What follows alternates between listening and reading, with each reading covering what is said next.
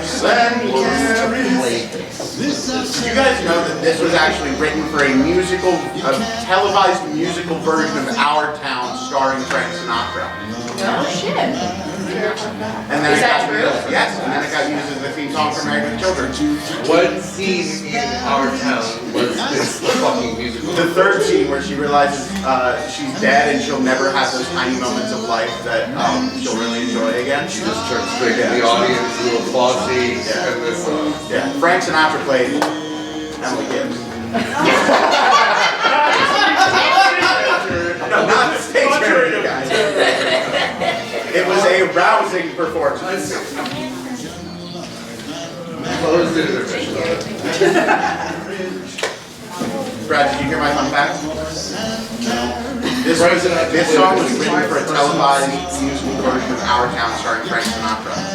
As Emily Gibbs. That part's not true. That part's a joke. But the rest of it's true. Isn't that weird? That is weird. Thank you. That you know that. Yep.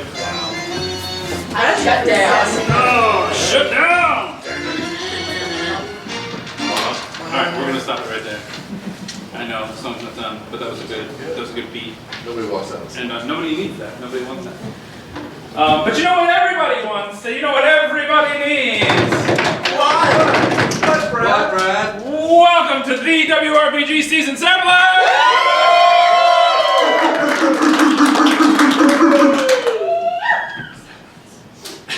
That is what this is. I hope that you found yourself in the right theater tonight. And if you haven't, our Facebook is open for review. I get that reference. It will never get old and it will never come down. And if you don't know what we're talking about, please feel free to go to Planar Taxi's Facebook page. It's still there. It is still there, yes. And we only have 3 reviews. One of them did not understand the assignment. It's like we're making it up as we go along. We are. So, hi everybody. Welcome so much. Hi, Thank you Brian. for coming here. Thank you for the response. My name is Brad Norris. I am your GM for 2 out of 3 of our sampler RPGs tonight. And I am also the station master for WRPG. So if you have any questions, please hold them until later, when hopefully I'm more drunk. Thank you all so much for coming here tonight. So, how many of you have been to a Planar Taxi show before? Raise your hands. Cool. How many of you have played an RPG like Dungeons and Dragons or any other before? Raise your hands. Great. And how many of you are complete and total noobs who have no idea why they were dragged here at all? Love it. That's right. We love that for you so much, and we will try to make tonight as enjoyable as an experience as it can possibly be. And if it's not, again, our Facebook page. So the way tonight is going to go is we have 3 RPGs. RPG stands for role-playing game. Ours specifically are tabletop role-playing games. We have 3 RPGs that are all totally different RPGs themselves, right? So they have different structures, they have different rules, they have different settings, they have different players. They're all over the map, literally. So we're excited to show you a variety of things tonight. We are going to try and keep each sample RPG to about an hour. So that we can get you out of here at a reasonable time for a Friday night, with plenty of time to head to Bender's after we're done, if you want to join us for a drink, and celebrate the gloriousness that was whatever the hell we did here. But, as I said, this is our season sampler, which means that what you're going to see here tonight are not full episodes of our RPGs. I know, be sad. Be sad immediately right now. Thank you. Audience participation is required. However, the point is that we are going to show you some things that are going to whet your appetite, and then... Real wet.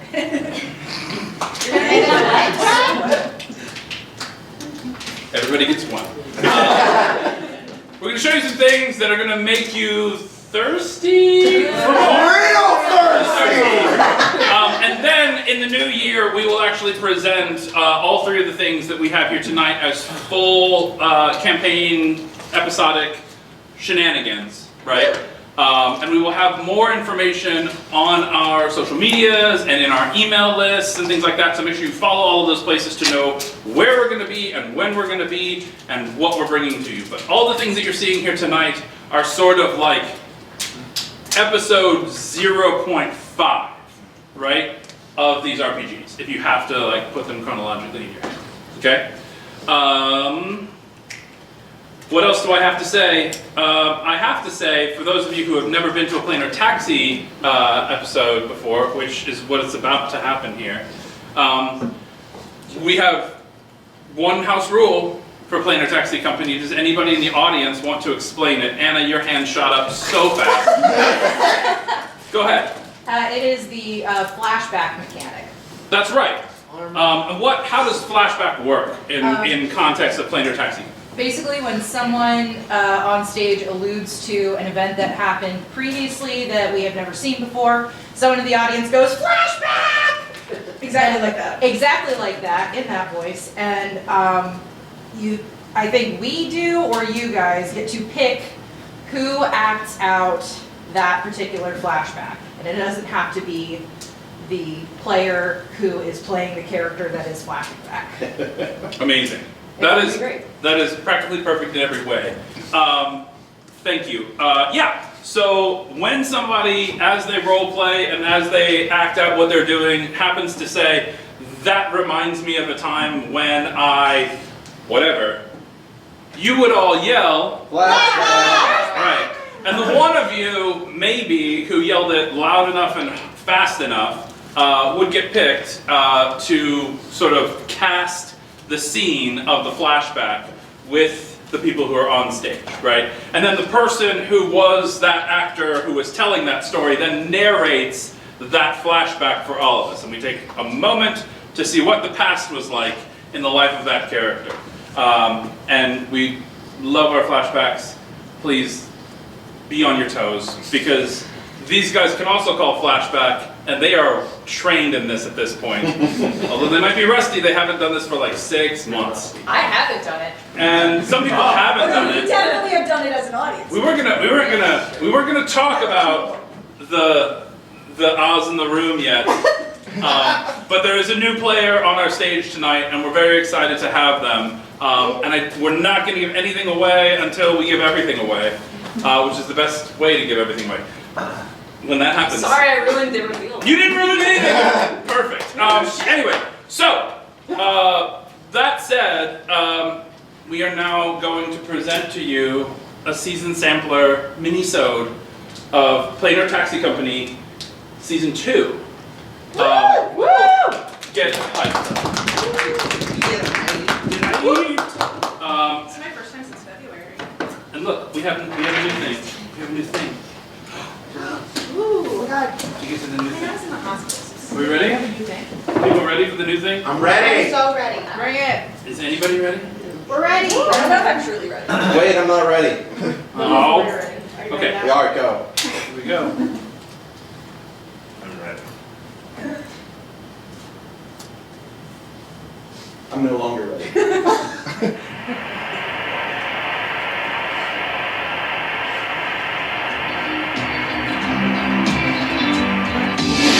Monday's rough and Tuesday's bad and everybody knows. Wednesday you could take a leave and Thursday fucking blows. Friday should be better, oh if I had money, time, more friends. But the weekend comes and the weekend goes and it all fucking starts again. I'm gonna take a ride on the Astral Sea, yeah. Cause there's only one place in this world. I'm gonna take a ride on the Astral Sea. Get in, losers, it's time to play D&D. Your job's a wreck and the pay is crap and your boss ran off the team. In your parents' basement and now you're fucking bored. too. Yeah! Just how it's gonna be. Is it a fetish? No, it's a game. Let's go. That is the first time I've heard that. On the astral sea.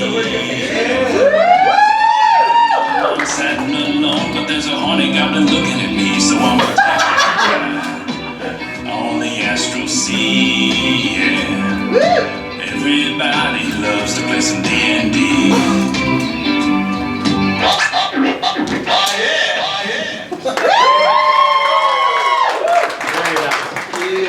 All right. Brand new opening credits. Look at that, brand new opening credits. Yeah, go ahead. This episode is dedicated to Quincy Jones. That's right. For those of you who don't know, Planar Taxi Company is a sitcom-themed RPG, and so every episode, or prior to every episode, Bobby kills a sitcom star, and then we memorialize them at the top of the episode. It has worked out really well so far. Bobby's very efficient at finding people to murder I make it happen. in line with what we're doing here. So, yeah. Do you want to head on out here? Great. Our season opens as we close up on a bright blue world. It is a water world. It is full of water. A vast sea stretches out across the horizon.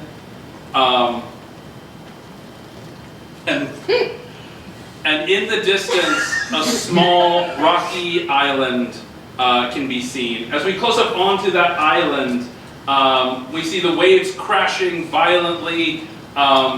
We see that there is greenery on the island, and we see a small outcropping, flattened area.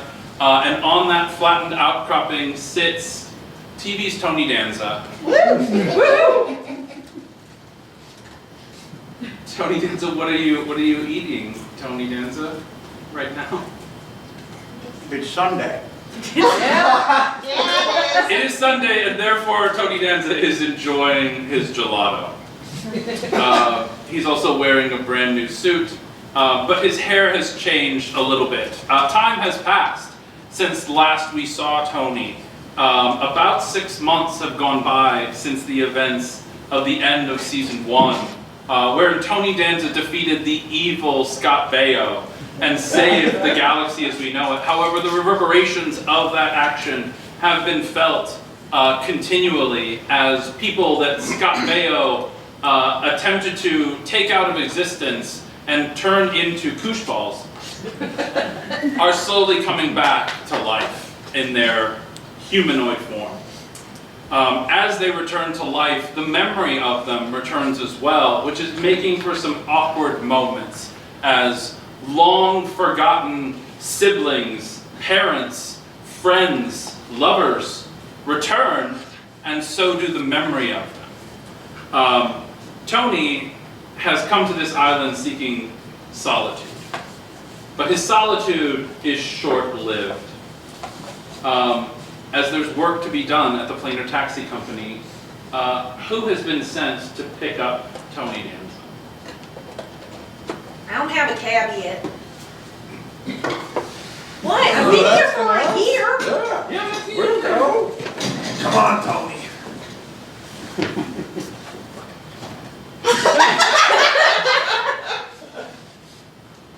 I'm busy. Look. I'm holding space with defined. We did make it 5 I minutes. respect that. That was good. I have great respect for that. But there are people across the galaxy, Tony Danza, and they need our help. People trying to get from one place to another place. And who want to give us money for going to those places. But Lou, I'm trying to do an episode 8 over here. A what? An episode, was Star Wars episode 8? Return of the Last Jedi, where he's on the I've been drinking milk straight from teat for 6 months. Yeah, I thought you guys were gonna like, oh, we need you, you know, Beo's, he returned, you know, and somehow he was alive, right? Listen, we're not that cheap, okay? All right. Yeah. I'm gonna, Lou, I'm gonna need you to make a deception check to see if we are in fact there. Let's find out. It's a 16. 16. Yeah. I don't think you're that cheap. But if the money were right. Well, I guess it's time to get to work. Welcome back, Tony. As you return to your cab, about 15 porgs saddle up near you, and they don't want you to go, Tony. They don't want you to go. Boys, come here. No, I know. Hold on. Sam, Diane, Frazier, Coach. Was that Coach? Yeah. I gotta leave. Frazier, stop using big words with me, buddy. I don't understand them. I gotta go. Yeah. I gotta go drive a taxi and be ornery. Make a perception check real quick. Allow me to perceive.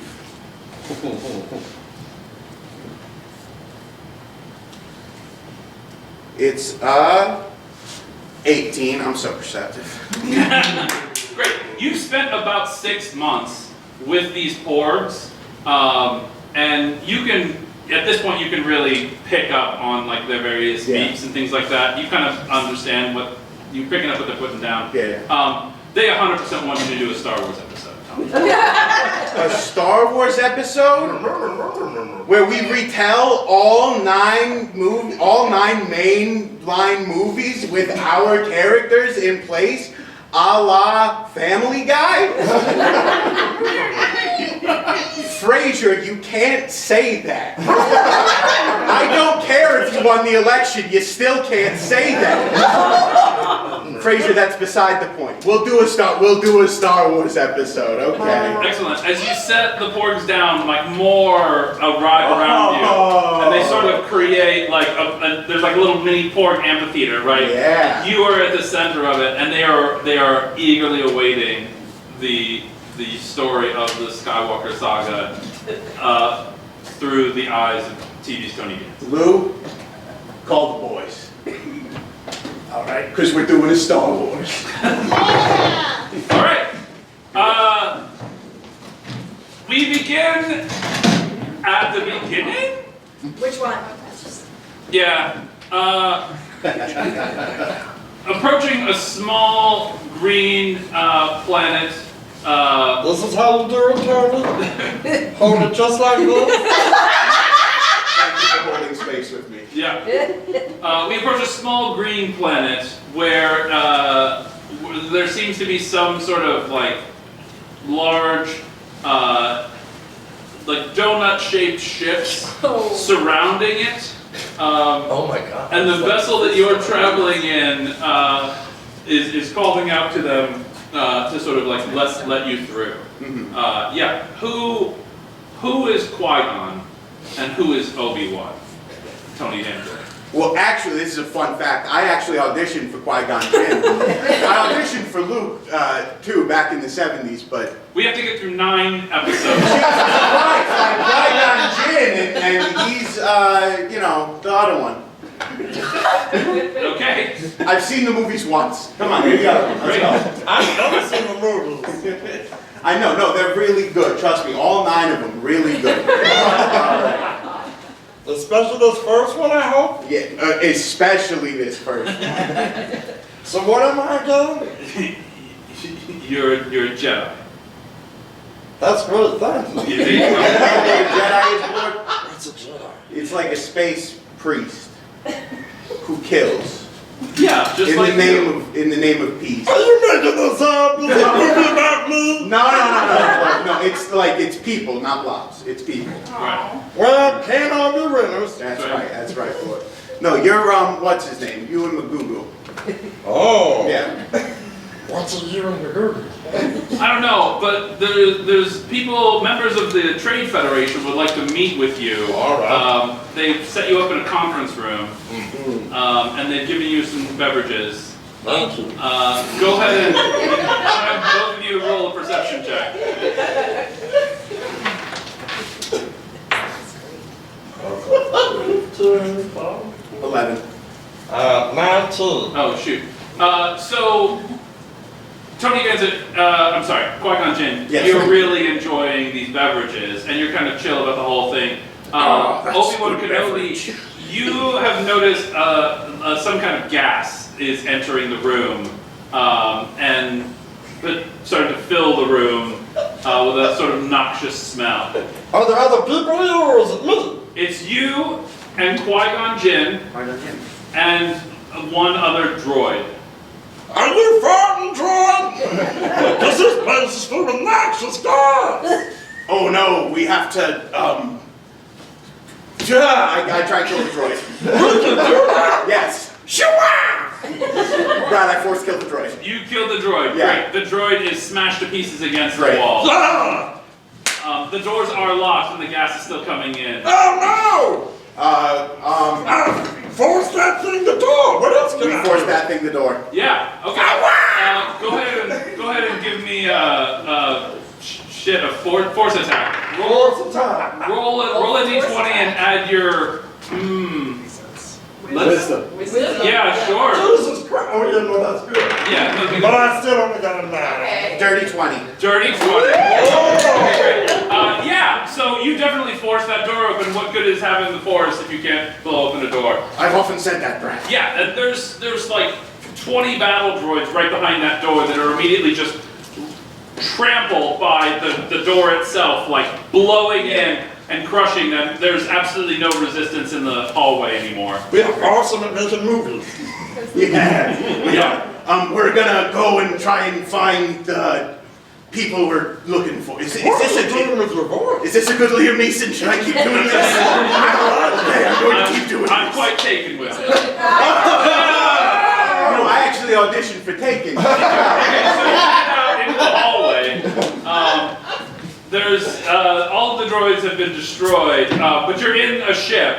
If you want to make it to the bridge to like confront these people, you're welcome to try that. Yeah, let's try that. We go to the bridge. Great. The door is closed. Oh. Brad, you know what we're doing? I do. It's a 14 for me, Brad. It's still just an 8 for me. I'm new. Okay, so the door doesn't open this time when you try and force it. Obi-Wan Kenobi, I remembered his character's name. That's my name. That's true. You guys are winning at this. So you both have lightsabers as well. That's the weapon that you have on your person. I'm going to draw my lightsaber and I'm going to stab the door. Yeah. Gonna do one of these things. Yeah. It's, What? no, go ahead and roll for what did you just roll? I rolled a 17. 17. That's amazing. In Thanks. about 30 seconds, you manage to like make a hole in the door, and the door falls through. Yeah. And since you wiped out all the droids with the other door, there's no droids coming to you to stop you guys. Now you've apparently crawled through the door. You're on the Fall bridge. through the hole. There's a bunch of like racist Asian stereotype aliens on the bridge, and I'm not going to do their voices at all. Yeah, no, absolutely. That's why we call him Ally Brad. That's right. No. For the purposes of this, they're all Sean Connery. Oh! What are you doing here? We were just coming to speak with you. Coming to kill us more like you racist assholes. No, we're not racist. George Lucas was racist. Well, Sean Connery is too. also racist. No, Sean Connery is definitely, in real life, he would be, but the voice is not racist, and that's what we're shooting for. I force attack Sean Connery. Oh God! On 11? Yeah. Great. Yeah, you knock Sean Connery all the way across this bridge. It's time for you to stop talking. Right, so there's other Sean Connerys, they're all Sean Connery. Yeah, but like that was the Sean Connery, so the rest of them are kind of like, oh, please don't hurt us. We will give you anything you want. If you, I can shine a copy of the League of Extraordinary Gentlemen for you. Not that one. No? Well, Audition for the League of Extraordinary. they all immediately surrender. All right. And you've somehow avoided all of the events of this movie. We are all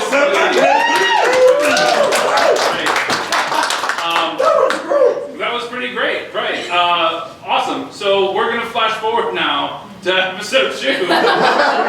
All right, so there's this little boy. He was a slave. We stole him. I cheated. There's a little boy now. He's a young man now, and he's in love.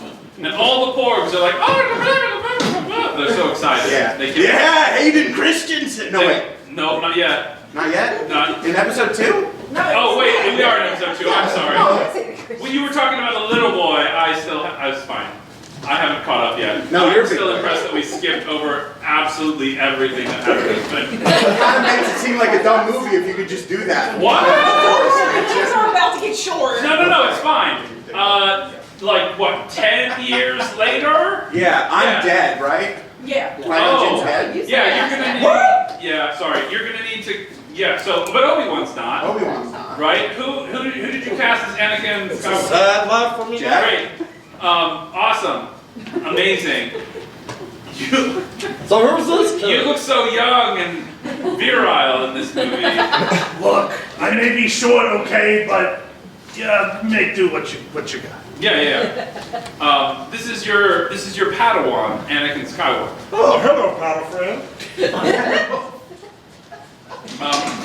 You're gonna teach me stuff, right? Oh, we're gonna make a hell of a movie. Similar to Lou's typical character, Anakin Skywalker is incredibly horny in this particular movie, right? And we're gonna need a pattern. Oh, this is the correct choice. All right. Is he cool? No. As this movie opens, who the fuck remembers how this movie opens? Your ship is blown up and your body double is killed, and you watch her die in front of you as she says, "Sorry, m'lady." This is going to be a formative memory. I'll forget you in 12 minutes. And she passes away. She spent her whole life trying to look like you, and now she's dead. That's because the haters can't match me. That's right. You're whisked away off of this platform, and then you're taken to a meeting where these Jedi show up. Oh, What's up? Hello, Jedi. real Jedi. Hey, I'm not 10 years old anymore. How's it going? You're incredibly horny and attractive, but there's no life behind your eyes. I get that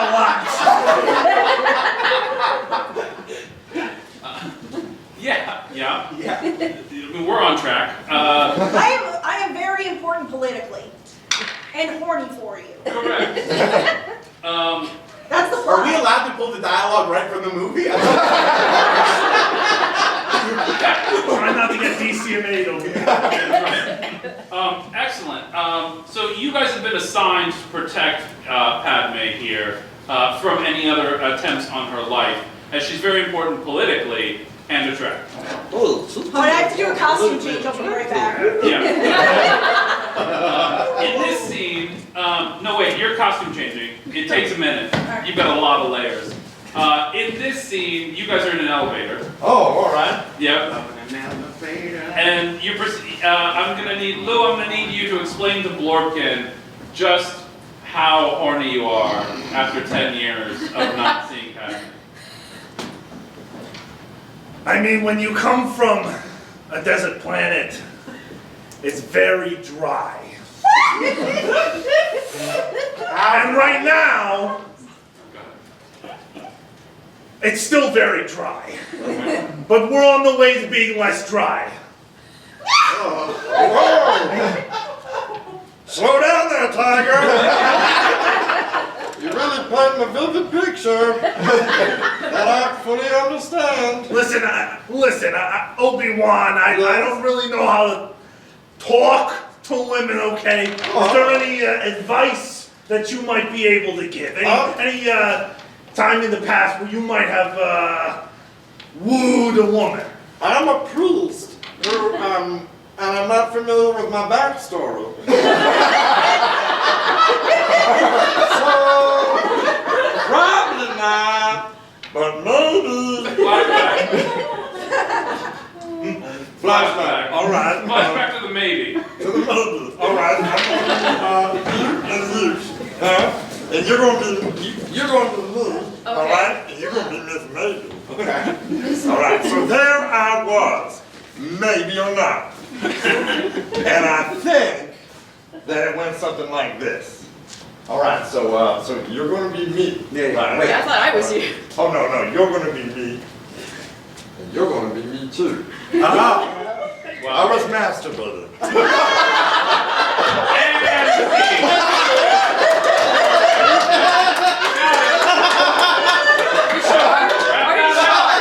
Wrap that up with a Oh, yeah, no, we're finished. This don't take long. We gotta keep our PG rating for Star Wars.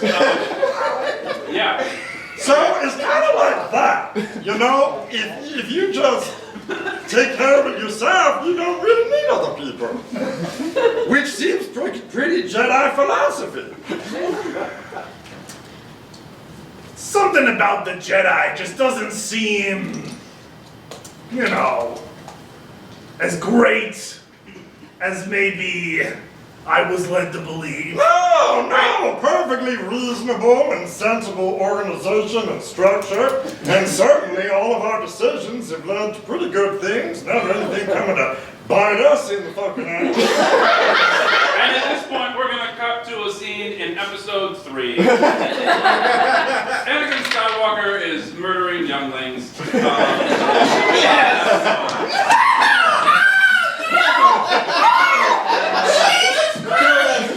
Well, that came to bite us in the ass.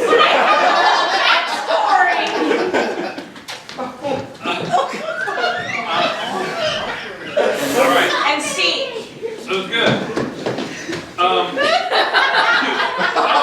Oh yeah, that's right. You're pregnant. Our babies are gonna be weird as hell.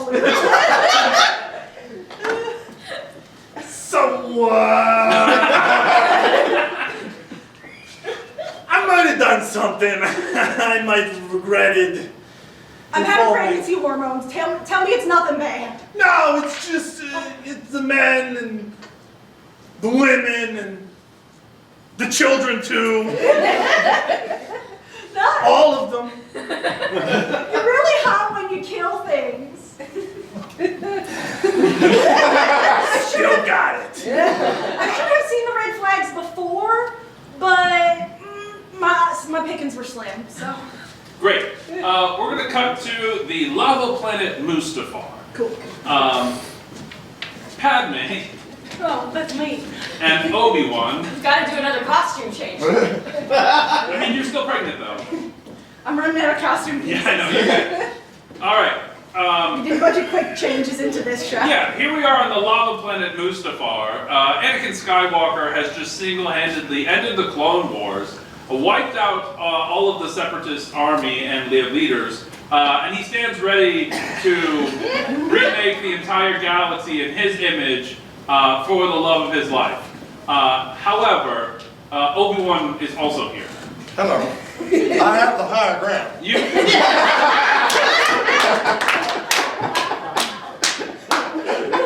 Yeah.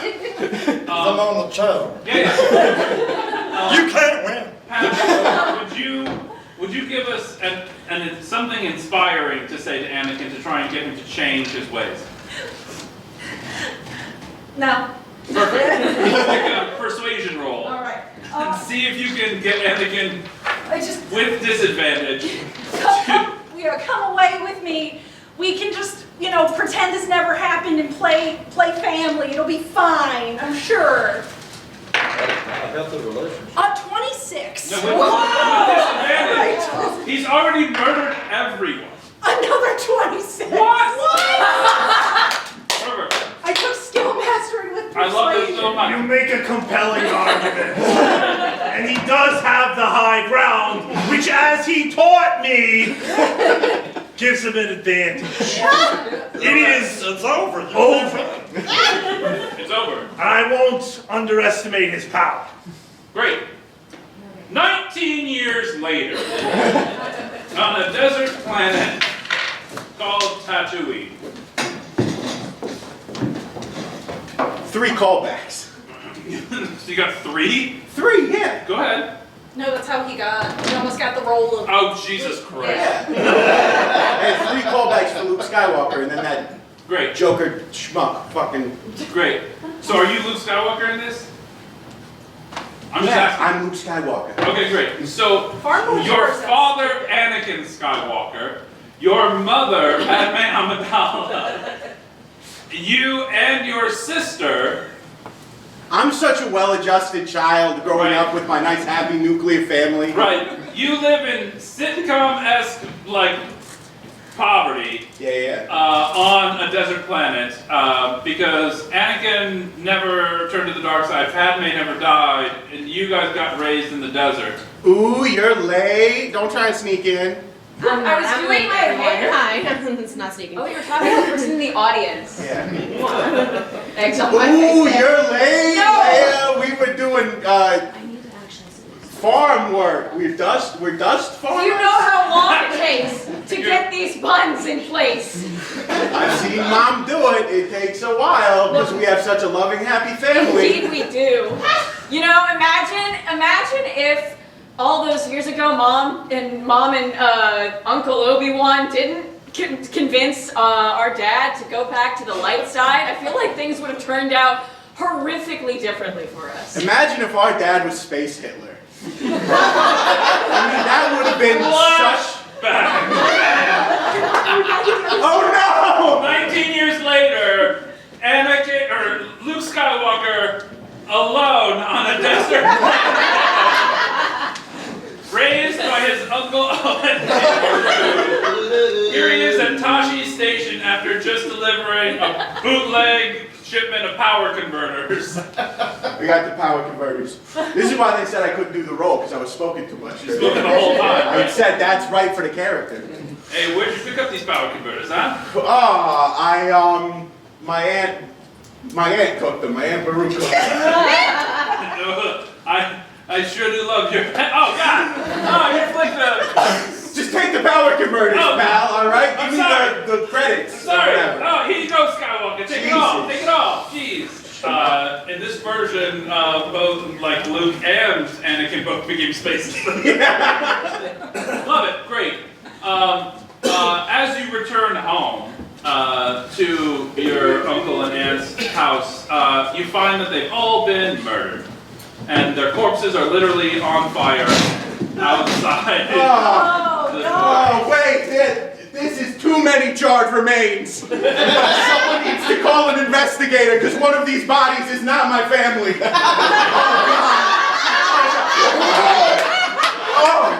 I'm changing my ways. I'm never gonna flick a cigarette in anyone's face again. I'm going on a hero's journey. Just as old Ben arrives from out of the Gundam waste or some shit. Wastes old Oh, Ben Kenobi, thank God you're here. Look at all these charred remains, old Ben Kenobi. You just threw up and then you hugged me. That's Sorry. worse than flicking a cigarette in somebody's fucking face. You're right, I'm sorry. So, hey, what's going on? Sorry about the parents. Well, I'm going on a hero's journey. I kind of need like a magical guide to help me cross the threshold. I'm magical, but I don't think I got a lot of time left. What does that mean? I might die soon. Is that okay for your hero's journey? Do you know any other magical little guys? Yeah, I can hook you up with another guy, but he's probably gonna die soon too. This is bad luck. No, it's gonna be great. You ready? Yeah, sure. Let's go. Great. Hey, can my 2 suspicious robots come? Well, they weren't the droids I was looking Where are my for. 2 suspicious robots? Beep, boo, boo, blah. Oh Whew, oh dear, oh me, oh my. These are my robots. R2D2 and Frasier, and you know, we're here to party. We're here to do a hero's journey, baby. Well, then I guess you're gonna need this. This was your father's list, so. That's right, you're using it correctly. You don't get off until you cough. I don't know. No, wait, you go like this? Oh my Jesus! Oh, God, no! No, baby, no! Oh! There's not even charred remains this time!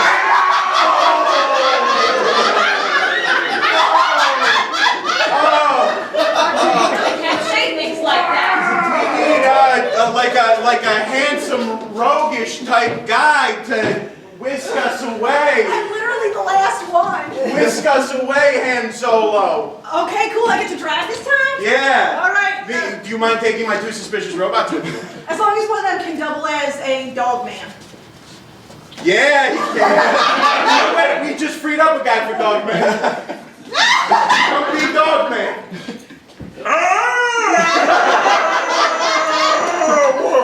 You can sit next to me. All right. Great. We're space flying. We haven't done All right. this. Oh. You're space flying, and as you space fly, we're gonna have to condense a little bit of time here, right? You're gonna space fly right to ludicrous speed. ludicrous speed, right? You're gonna space fly. We're gonna find ourselves in an asteroid field. Whoa! Oh, And you're being chased by an evil empire. That's no moon. Is that the right time? No, we skipped that. You skip that? We skipped the first Death Star. We gotta move on to Empire Strikes Oh, Back. We're in Empire right now? Already, yeah. Oh, jeez. None of this Okay. makes any sense, does it? Whoa, I'm falling into the trash. No, wait, no, that's not Empire. No, it's not. Don't worry about it. Oh, we're in the Cloud City. We're in the Cloud City. You're in an asteroid field, like I said. All right. There's potatoes everywhere. They're just pummeling the ship. Robots! Watch out, robots! You should really try and find someplace to land, I think. Should I do a perception check? That's no moon!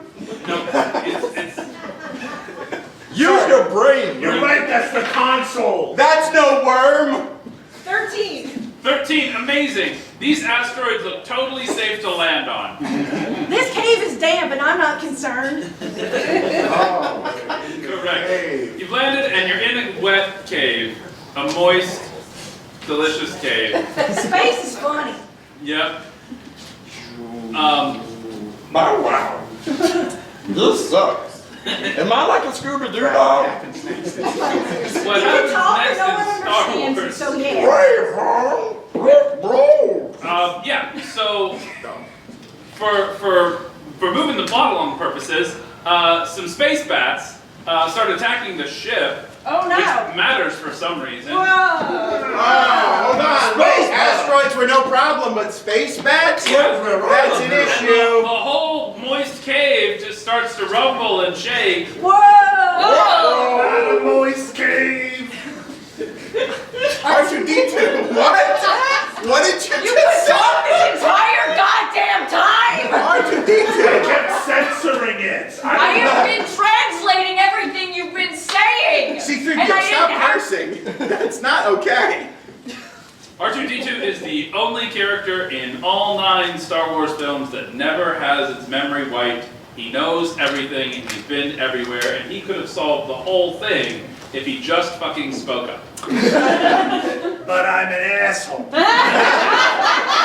That's why I love it. Alright, speaking of assholes, the sphincter on this cave is starting to close. Oh, Get out of punch here! it! We gotta Punch him! punch Apply needs to it! proceed. So we gotta get out Are of we here. lining up? I don't know. We're trying to punch it! We don't know how space works! That's amazing. Literally our job. and we This don't know Captain Planet routine is working out really well. Hard! Yeah! You managed to punch your way. Recycling. Yeah, out of the way. Also, plant a tree on the way. It's amazing. punched it. Perfect. in Great. the voice cave. Then you guys split up, and Okay. you go off to find somebody else that you could possibly witness their death, but also learn from it and have it be a core Hello? memory. My hero's journey. Please, I need somebody for my hero's journey. I'm the only person on this planet. Oh, you look like a real dick. All right, buddy. Hop on. This is all I'm gonna teach you. Prepared. Fight space fascism. Up the stairs, you know it. Down the stairs, sure. That's what I call stamina. Put it down, put it down. I'm gonna die now.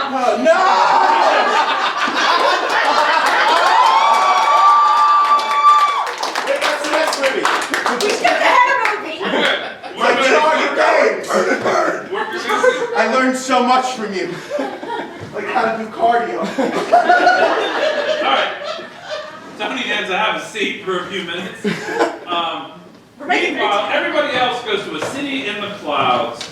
Can't see shit. Yeah. Oh, look, I'm a dog. The reason that the city is covered in clouds is because it's an ice cream maker factory where they produce lots and lots of ice cream makers, and it's always kept at minus 20 below Fahrenheit. So, yeah, it's very, very cold here in the clouds in the ice cream maker factory. But you guys have a friend here. He's not really a friend. In another story, he really cheats you out of a lot of things, and he seems like kind of a dick. It seems really implausible that the two of you are going to be friends enough that you would run to him in a moment of weakness. But he is attractive, But so. he's- I'm incredibly good looking. That's right. Oh, Lando. It's Lando Calrissian. I was gonna say woof, but Clearly, I have really good judge of character, so we are here for help. And I'm just into capes. Yes. All right, my friends. Yeah. My friends. I don't like it when it does that. Come on. Yeah. Come join me for this very non-suspicious meal. Yeah. I have a ton of Everybody go ahead and make an insight check. Just to see if, you know, this Lando character seems alright. Am I in the room? 24? I don't think so. 15. 15, 24. Lurkin, who are you right now? Are you? I think I'm a You're dog. Chewy, right? Yeah. So I'm not getting you scream and rant and rave about getting into the situation, I don't speak German. and Meines Ignis autokommen mit I feel like your dog might be a little racist. Your dog's a little bit racist. It's hard to yell in German and not get weird. it's really tough. You're walking a line, but good job. Chewbacca, you're so funny. There we go. Scheiße. I'm not getting laid in this one, am I? We conveniently lost a princess. We did lose a princess entirely, but that's okay because as soon as you walk into the ice cream factory, you're immediately confronted by all of the evil Empire people. What? Surprise! My son against inevitable betrayal. How did I not see that coming? What was my insight? 15? Okay, that's how I didn't see it coming. All right. There we go. Great, so they lock you up in prison. And Lando, you finish the meal that you set out to have with all of the horrible Empire people. That's just Delicious space hoagies. Meanwhile, on Doggy Bag, Planet Doggy Bag, good. Do you think the ice cream planet makes gelato? you feel don't give it away before we get there. You feel a stirring. I feel a stirring in my loins. Is that what you were gonna say? That wasn't what I was gonna say. I was gonna say the force, but you know. That's where the force is, Brad. Trust me. Wow. Why are you still doing cardio? It's the only thing he taught me. Okay. Well, now you get a flash of your friends. Yeah, I know. It's jarring. It jogs you out of your cardio set. I feel like Luke just went to Planet Fitness. Amazing. You see your friends in danger and like they're being tortured and in pain. And No! Don't go after them. I know you want to, but don't do it. Don't do Ghost it. Yoda, come on, man! Don't do it. I'm Ghost gonna Yoda, I gotta! Help me! Ghost Yoda, my hero's journey! No. all right, so you leave and you head to the ice cream factory in the clouds. Once you arrive at the ice cream factory in the clouds, you are also immediately confronted by all of the people from the evil empire, including, surprise, surprise, your dad. Hey! Yep. It's Steve Danza. Not Steve Danza!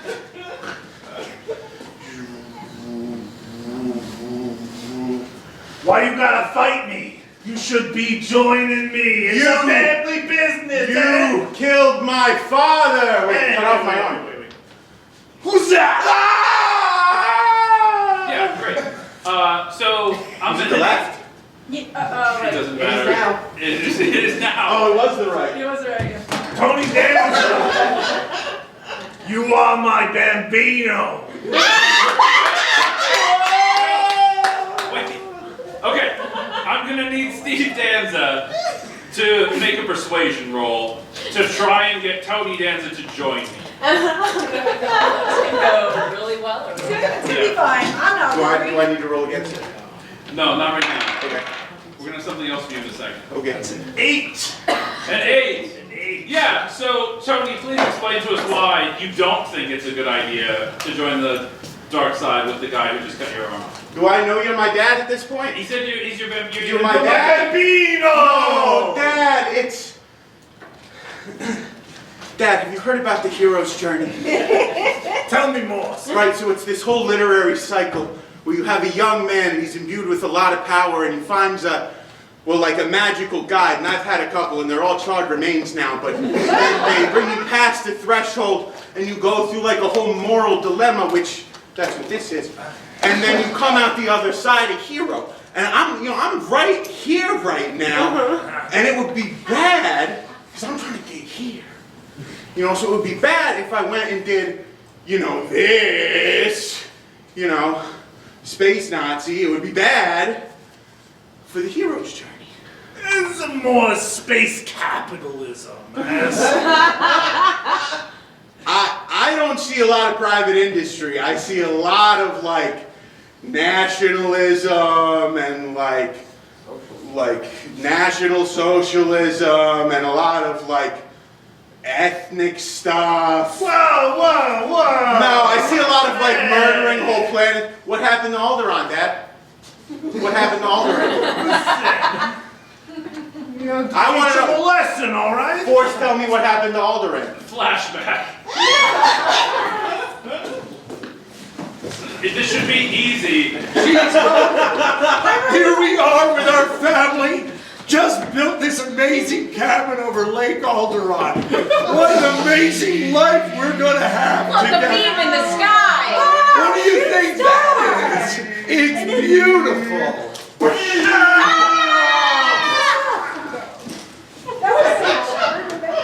Wow. Wow. See, I told you, Dad, charred remains everywhere. Who said that? Charred remains. Everywhere. And that's, Dad, I'm trying to touch your face. That's why I cannot be with you. What? Is that good? That was amazing. Thanks. That was. Do I need to roll? No, I mean That's Tony fun. Award winning. Those are actually named after me. Yeah, of course they are. All right. So you don't join your dad. Instead, your dad shoves you down a hole. Sorry, kid.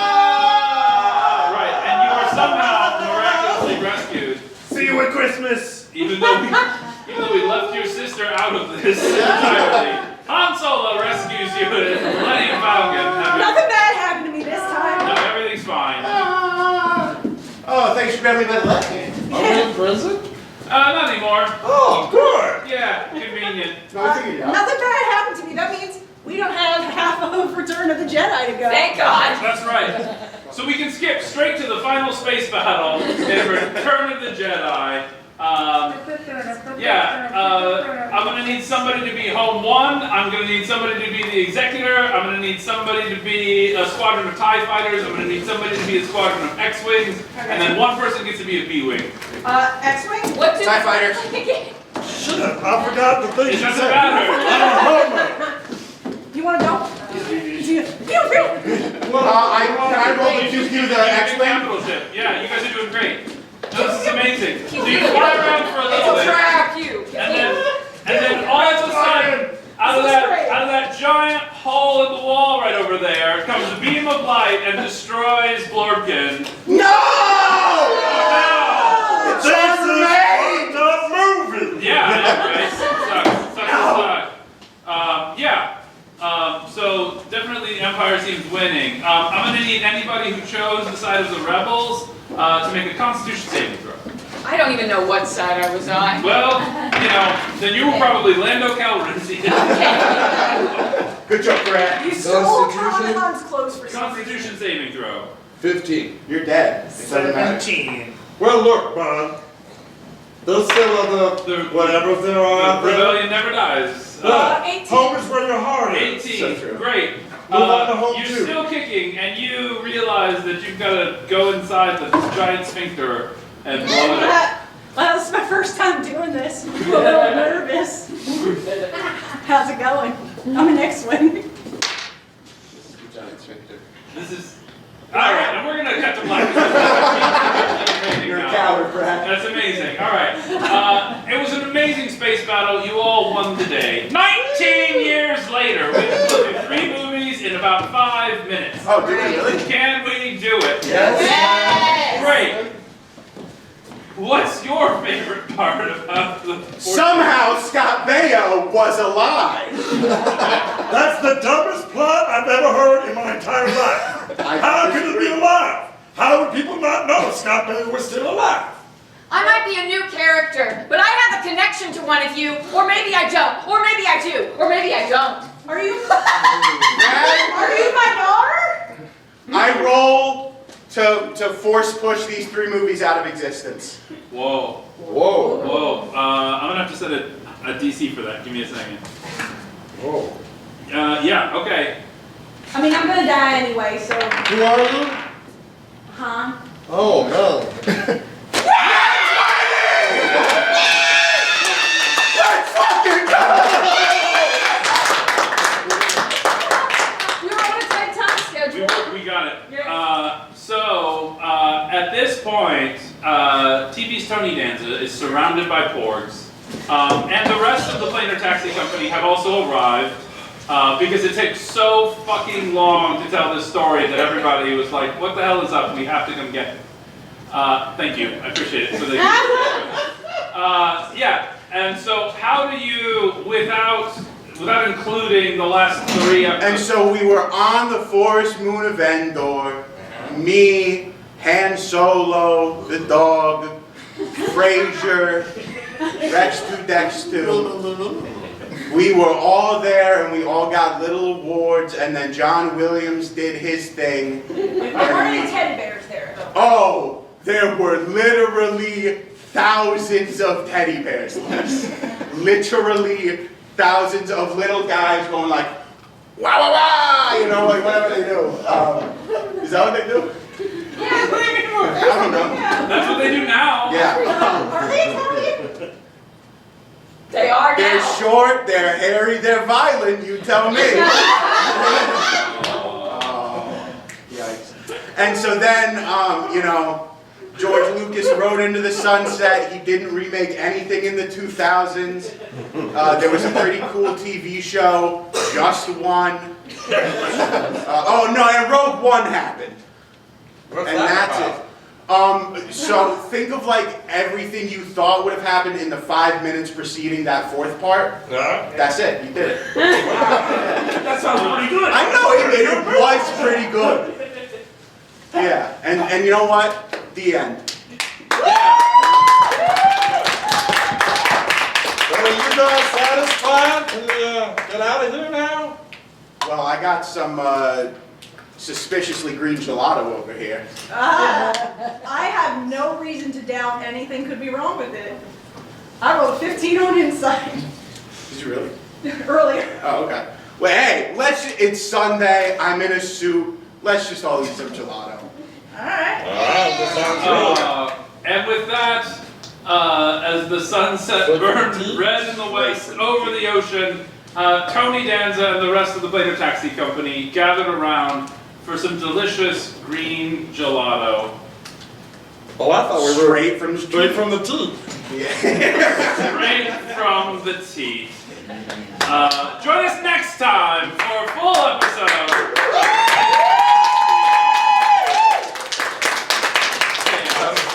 Total chaos. Farm Boy's Hero, that sounds a little overblown. That was good. All right. With that, Was that actually an hour? It was. Well, I mean, it's 8:10 now. Okay, so yeah, roughly. 55 minutes. Yeah. I mean, I talked for a lot at the beginning. We skipped Don't 3 judge yourself, movies. Brad. You did a great job. No. We forced 3 movies out of existence. That's Brad. true. You rolled well enough to do that. And you also took your shirt off, so that's a win for everybody. I That's think. right, man. Yeah. With that, we will now take a short intermission of about 10 minutes. Please refresh yourselves as best you can, and join us back here for a secret RPG. When we return. I told nobody. Hi, everybody. All right, we're back from our intromission, and I hope that did everybody enjoy that nonsense? It was so good. Thank The guy who you. played Tony Danza was hot. I agree. Hire him. We should. We should. Yeah, full-time employment. Is he looking for a job? No. He just wants to hang out with you more. Okay. Yeah. Come on down. So now we are to the portion of the evening right here. Where it says Secret RPG. reveal. That's now! Okay.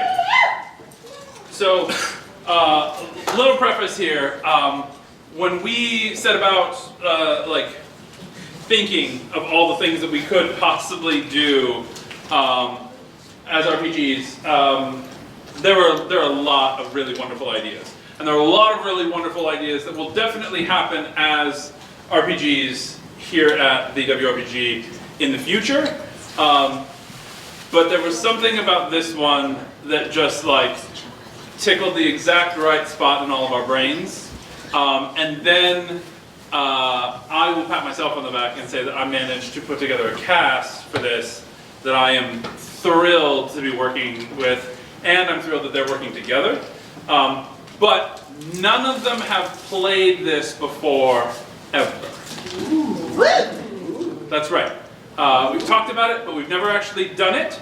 And again, what you're seeing tonight is like a mini-sode, right? So we're definitely not going to get to incorporate all of the amazing things that this RPG has to offer tonight, but we will hopefully give you some flavor. I'm excited. So, without further ado, here's the video intro that I made, and then afterwards you will get to meet the cast.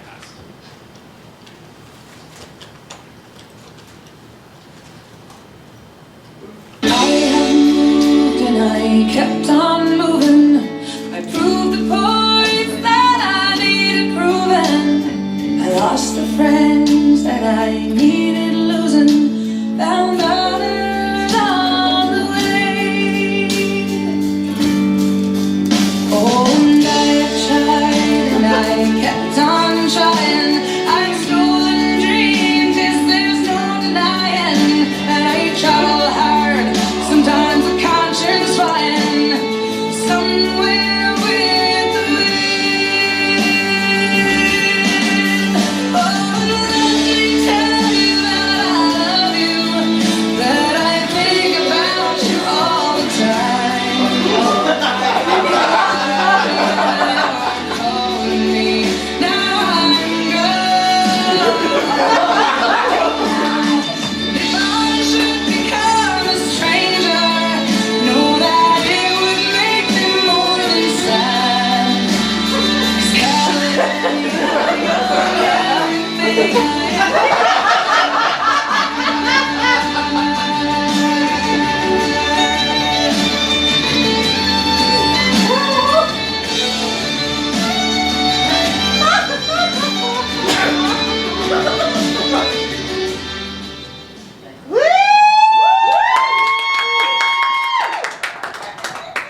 And now, the cast of Portrait.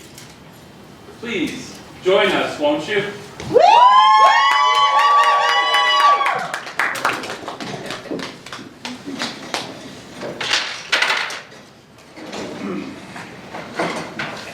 I'm so excited.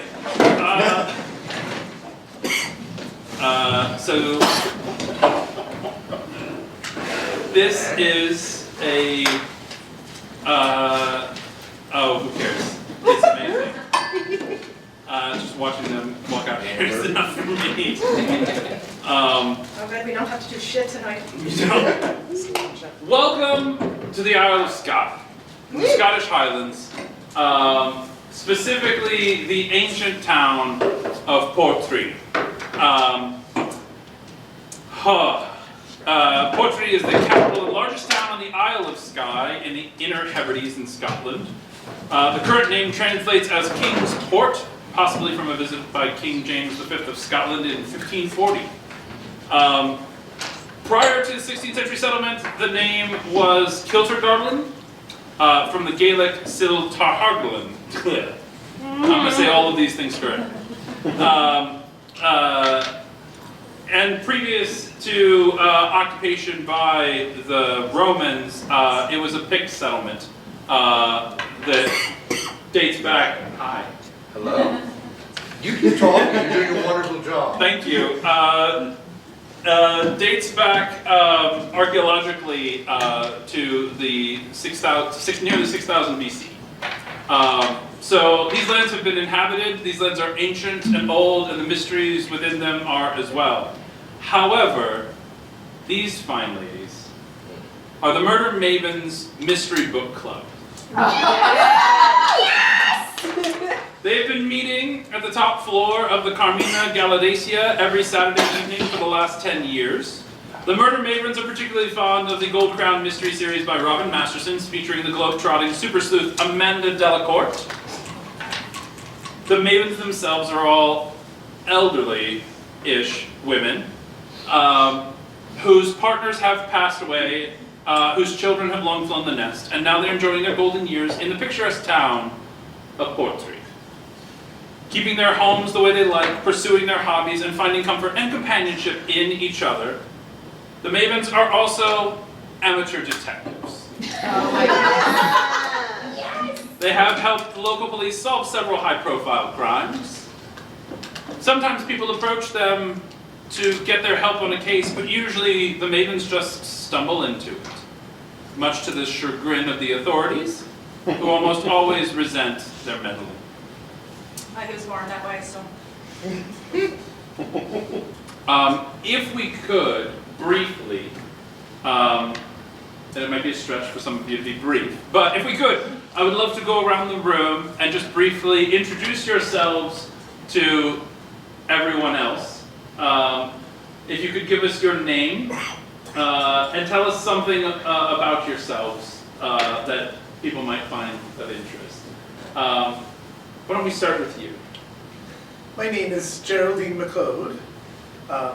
I'm the owner and operator of the bread and breakfast at Badgersboro that I ran with my husband until his passing.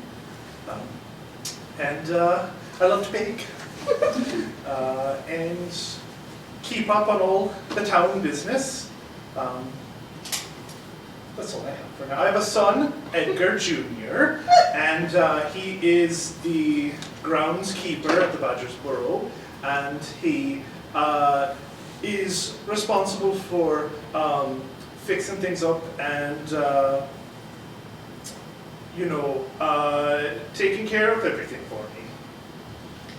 Excellent. And you? Hello, I'm Rosemary Hall.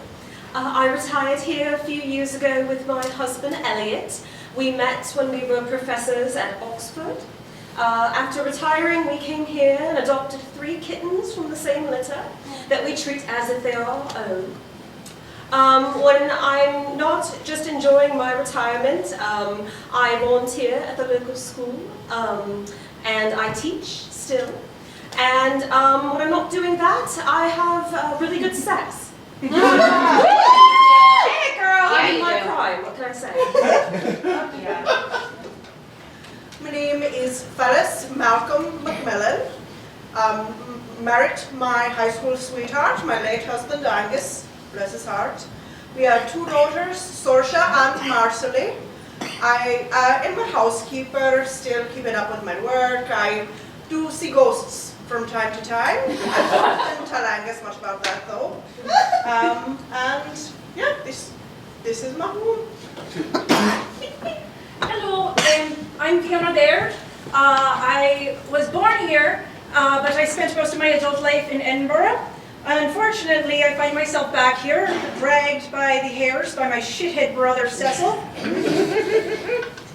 So he is actually the constable in town, and we like to have fun with him. He doesn't like us sticking our noses into police business, but that's never stopped me anyway. So if you need mischief, please direct me to it. I'm fucking bored. My name's Elsie Keoghan. My married name's Campbell. I'm from Galway, Ireland. I met my husband Malcolm when we were both students at Trinity College in Dublin. We were both studying medicine, mine the humankind, him the animal kind. We moved over here to the Isle of Skye to retire. We got 2 twin boys, Aidan and Alexander, and I am a retired general practitioner. Woo! Well, Brad, I don't know where to start. I'm sure people from the papers know mostly about my affair with the Earl of Skye. And of course, when, oh, don't boo him, he was a lovely one, Archie was. Of course, when he passed, he left the entire fortune and all of the lands to me.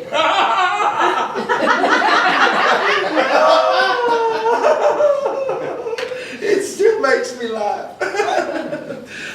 Most of you, or at least your parents, knowing us old biddies, probably remember me from my recording artist days. That is, of course, when I became a Dame Jacqueline Thunderfuke. And since then, I have retired mostly to spend my days in Portree. Our little lover's nest, it was built specifically to my specifications. I have a wonderful house staff, Eunice. He's my head of house and my butler. I have Demir, who is, of course, my chauffeur, my chef Marcel. Bayoni is my gardener, and Angus, who is the gamekeeper. Recently, though, we lost a dear family member, Ambassador Charles, our chimpanzee pal. That's incredibly tragic. Thank you all so much for sharing. And now, a word to the audience. This particular game has a lot of different mechanics that you might not be familiar with. As such, as we go through and we come across them, I will explain for your benefit, and probably also for the benefit of the players themselves, how these mechanics work and what exactly they are. I'll try not to interrupt the narrative too much to do that, but I don't want everybody out here going, what the hell do they keep doing when they go to their cozy place? So yeah. So once we get into the game and we start to do things like that, I will take brief pauses to sort of explain what's about to happen prior to us doing it. And without further ado, welcome to episode 1. Have yourselves a cozy little murder. Yes. Christmas is approaching on the Isle of Skye, and that means it's time for the great winter gala. This year's gala is special because of the venue, Skye Live, celebrating its 10th anniversary as a music festival venue, and the winter gala centers around its outdoor stage, set up on Amia, known locally as the Lump. Amia is a unique peninsula overlooking Portree, the harbour, and it has been home of Skye Highland Games since 1877. With stunning views of the incredible Cullen Ridge on one side and the Old Man of Storr on the other, it takes acclaim for being one of the most beautiful festival sites in the world. The Holly Stamp Card Company sponsors the gala. making their mark with banners and a display of limited edition keepsakes and ornaments. The gala fills the week with choir and orchestra concerts, community dinners, board member functions, and finally, the gala ball and charity auction. We find ourselves here. It is the month of December. It is cold, but not unwelcome, as our hearts are warm. Snow has fallen, there's a light dusting around town. Many shops are decorated for the holiday, but the most festive thing happening right now is up on the lump, and that is the Great Winter Gala. Celia McLeod, back in town from her touring shows around the world, a local girl, is here to help with the gala. And she wishes to pamper her favorite great aunt. And whom might that be? Excellent.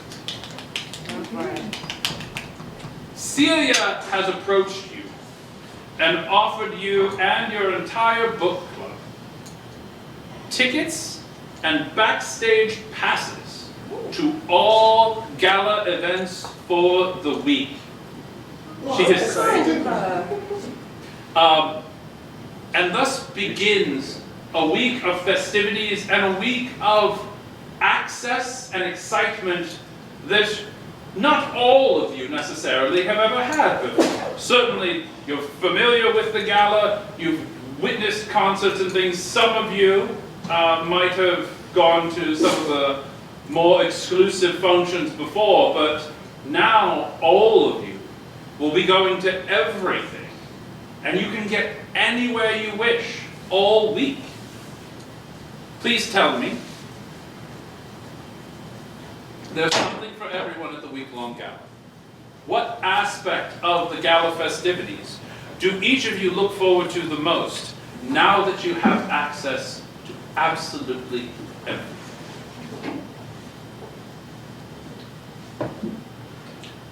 I'm looking forward to the exotic pet auction.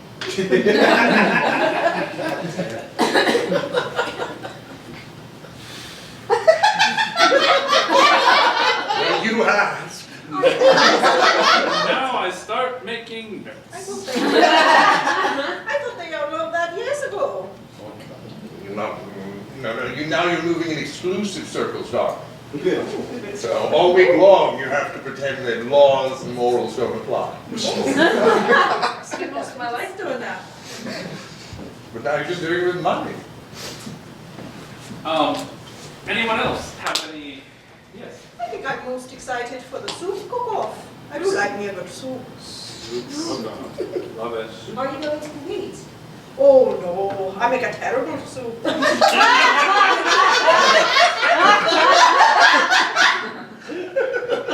Yeah. Looking forward to the silent auction. Did you say the silent auction? The silent auction. Not the salad auction? No, the silent. I'm Didn't sorry. you hear Is there a that? salad option? My ears. Just for goodness and quiet. Yeah, I was. Salad auction to go with the soup. Oh, soup and salad. Is it photo bliss? Only if it's Are there breadsticks? well, I hadn't prepared, but I could respond. What else? What are you looking forward to, dearie? I think I'm about the same. We're talking to me. Oh, yes, dear. What was the question again? So at this week, what are you most looking forward to besides the exotic pet auction? Exotic pet auction. Yes. Oh, that sounds like it's up your alley. It is, Isn't there a caroling competition? Of course there is. That's what I thought there was. I think that's what I'd like to. The highlight of the week. Well, I don't know if any of these concerts are going to hold up to anything in Edinburgh, but God, I could kill for some live music that isn't done in the corner of a pub. Any particular non-pub music that you're interested in? I heard there was a reggae band. I don't get this very much. There absolutely is a reggae band. Oh no.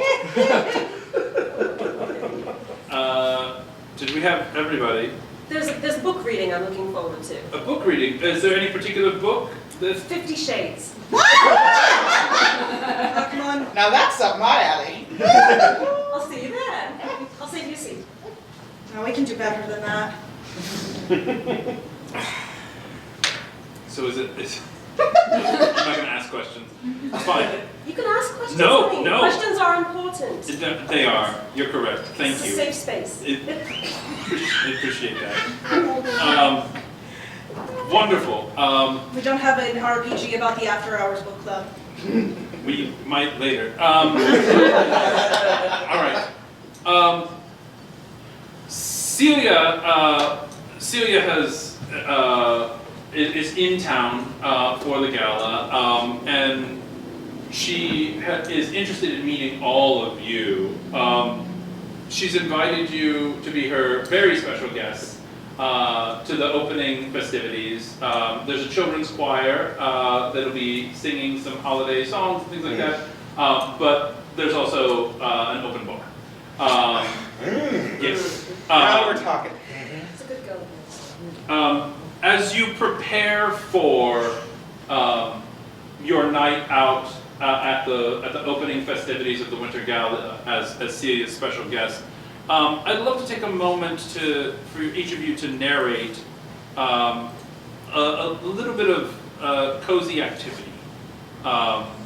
So find yourselves in a comfy space, wherever that might be, whether that's at your home, whether that's at the bookshop, and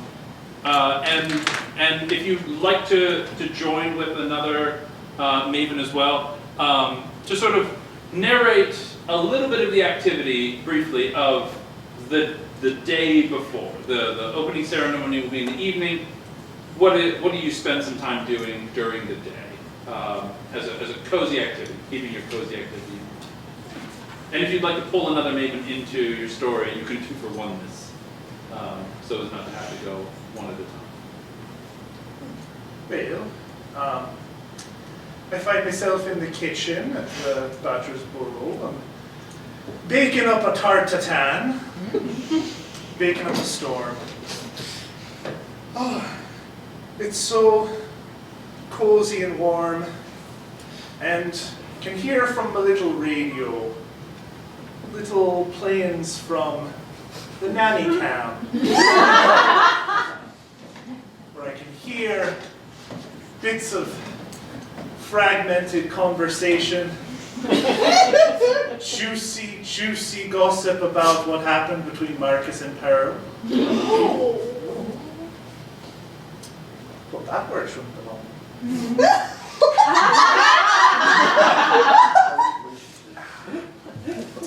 Delicious. I love that. What are other people up to as they? So we've had our trophy room transformed into a mausoleum for all of our past pets. They are in urns with pictures of themselves in front of them, and Elsie and I are in that room enjoying a nice morning cocktail, White Russians. And we are watching Eunice and the house staff try on all of their new outfits that we ordered for them. Right, darling? Absolutely. Any outfits particularly interesting? What do you think about the banana hammers? Oh, God. Oh, we can't do without them. No, absolutely. Eunice, why don't we order those in 3 colors each, boys? Do you feel comfy in them? Oh, quiet, man. Oh, quiet. I think I'd like to see that one closer. Oh, we could get a little closer and a little turn, slow. Absolutely. Yeah. That'll do. Close. That'll do. Excellent. Lovely. Phyllis and I tend to tend to like to spend our quiet time together. Both of our activities are pretty quiet, pretty solitary, so we like to join up. What are your activities? What are you up to in your time? Well, I typically find myself outside while she reads. I love to bird. You see, I love to witness all kinds of birds in the wild. I was out one day and I was birding and saw 2 pileated woodpeckers at once. That's awfully rare, you see. And a heron, and what are they doing? Oh, I can explain that to you later. Oh, please do. Yes. Trying out for the exotic animal auction. I've had a pair of peckers before. And I'm usually just out there enjoying the nice weather on my computer, researching, looking for different collectible items, exploring their heritage, where they came from, who owned them in the past, the legacy that those objects may have, if they've been passed down through generations. That's very important. I like to keep a good running inventory and figure out if I want to make any long-term purchases. It's a regular antiques roadshow. Yeah, there are some very special antiques. Very special indeed. Very special. As the two of you are outside, both reading and birding, nearby on the path that passes by where you are, there's a figure walking by. You can't quite make out a face or anything. They have a heavy coat. It is wintertime on. But you do overhear a seeming of phone call conversation that they're having, because they're shouting rather loudly. And they're shouting, they seem to be shouting something about a business deal, an offer for the company. You hear something about if you don't take this, you'd be a fool. And then they sort of like carry along hurriedly down the path. This is the first clue that you've found. Did we get a good look at what they look like? Unfortunately, they have a large black coat on, and they had a large heavy hat and earmuffs and things. So it's very difficult to see anything. And by the time you heard them, they were sort of walking away from you as well. What did their voice sound like? They sounded American. Yeah. Tourists. Yeah. Tourists. Ouch. Not you, Don. What are you up to in your downtime before tonight's festivities? Well, I can't stop fucking up this blanket, so as a known slut for farmers markets, I probably took my bike out to the farmers market before heading over to see Geraldine, because I want to know what Mark is getting up to. So, best place in town for gossip. So, I'm probably enjoying a nice cozy bike ride over to Geraldine's. As long as you bring me some more apples for the tan. Oh, of course. I've got some in my garden. Oh. Excellent. As your days, sort of wind down, you find you've dressed yourselves appropriately for a night out at a rather fancy event. The whole town mostly will be there. It's a big thing for this small town. As you arrive to the lump, which is what they call it. Accurate name. All of these locations are real locations in the town of Portree on the Isle of Skye. 110%. I'm not making it up. It is called the lump. As you arrive to the lump, it's sort of a short walk up from the town church onto this sort of like cleared area that is sort of surrounded by cliffs, and it overlooks the harbor. It looks out across at other islands and things. From the top, you have not a totally unimpeded view because there are some trees there and things like that. And now there's a large venue hall that's erected right on it. But you can walk to the edge and look out and have beautiful views of the surrounding water. And the town as well. But as you approach, it is lit up and decked out for the holidays. There are waiters and waitresses passing plates of hors d'oeuvres and bringing around glasses of champagne. It is everything that you would expect from a festival and a festive end to the year. And as you approach, Celia McLeod comes running up to her and says, "Oh, Auntie, I'm so happy to see you. Oh my goodness, you would not believe what's happened. Oh my gosh, before the gala's even started. Tell me, Cece. Disaster! Total disaster. Let me tell you all about it. Go on. Because I know you love a good gossip. Yes? Wait, let's get drinks first. Of course. She grabs 2 glasses of champagne and passes them out. Do you ladies have drinks as well? Thank you. Excellent, excellent. Cheers to the good girl. That's right. So, Miles Greaves. Miles Greaves, the beloved founder and owner of Sky Live, has passed away. Right? Now, right before the celebration began, like we were prepared all week, he died on a Thursday, is Saturday. His whole family's flown in, right? So this celebration, also kind of a week-long wait now. Okay? But here's the thing. Last night, his family was gathered for an official private wake. Yeah? Yeah. And Bree's great nephew, Nathan, made a drunken spectacle of himself, claimed Miles had been murdered, and then, this morning, Nathan was found dead on the stage. Cause of death?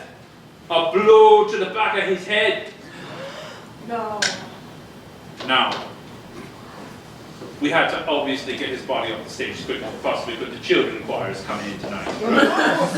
So, he's been swept up and moved off. You don't have to worry about that. But, 2 deaths in 3 days during the gala. I've got enough going on, right? But here's the thing. The whole family's suspects, right? Because they was all here. They was all coming to town. And there's all kinds of things going on. And I'll bet you, if my name weren't McLeod, I'll bet you it's one of them. But I hear tell, there's other suspects too. Yeah? Ooh. Yeah? Yeah? Well, I got a list. Do you want to hear them all now? Spill it! Oh my lord. Okay. Wait, I have a question first. Yeah? This isn't going to interfere with the exotic pet auction. No. Continue. No, it'll happen as planned. I'm assuming that no pets have been harmed so far. The So better not have been. no. So far it's pets just is the one 2. thing. It's just the 2 men dead. That's fine. That's Yeah. fine. Okay. Right? We're used to that. That's cool. So we got tons of suspects, right? We got no idea. Police is clueless, as usual, right? And I know you love the murder mysteries. And I hear tell you've been helping out around town sometimes. So I thought I might as well tell you all everything that I know. And, you know, since you got them all access passes I gave you already, maybe you could do some snooping and see if you can't figure out what's going on. So let's dig into it, right?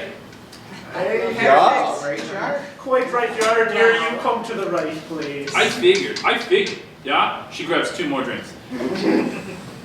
So,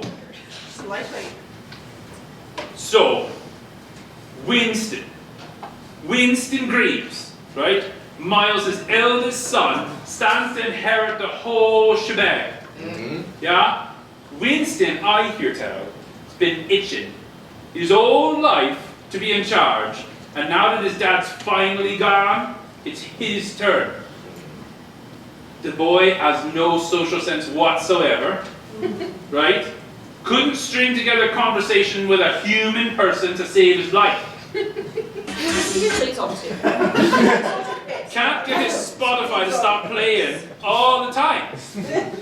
That's obnoxious. Just can't stop singing, Cecilia, can you? It's just, I love it so much. I'm so drunk already. You wouldn't believe it. 3 notes at a time. Yeah.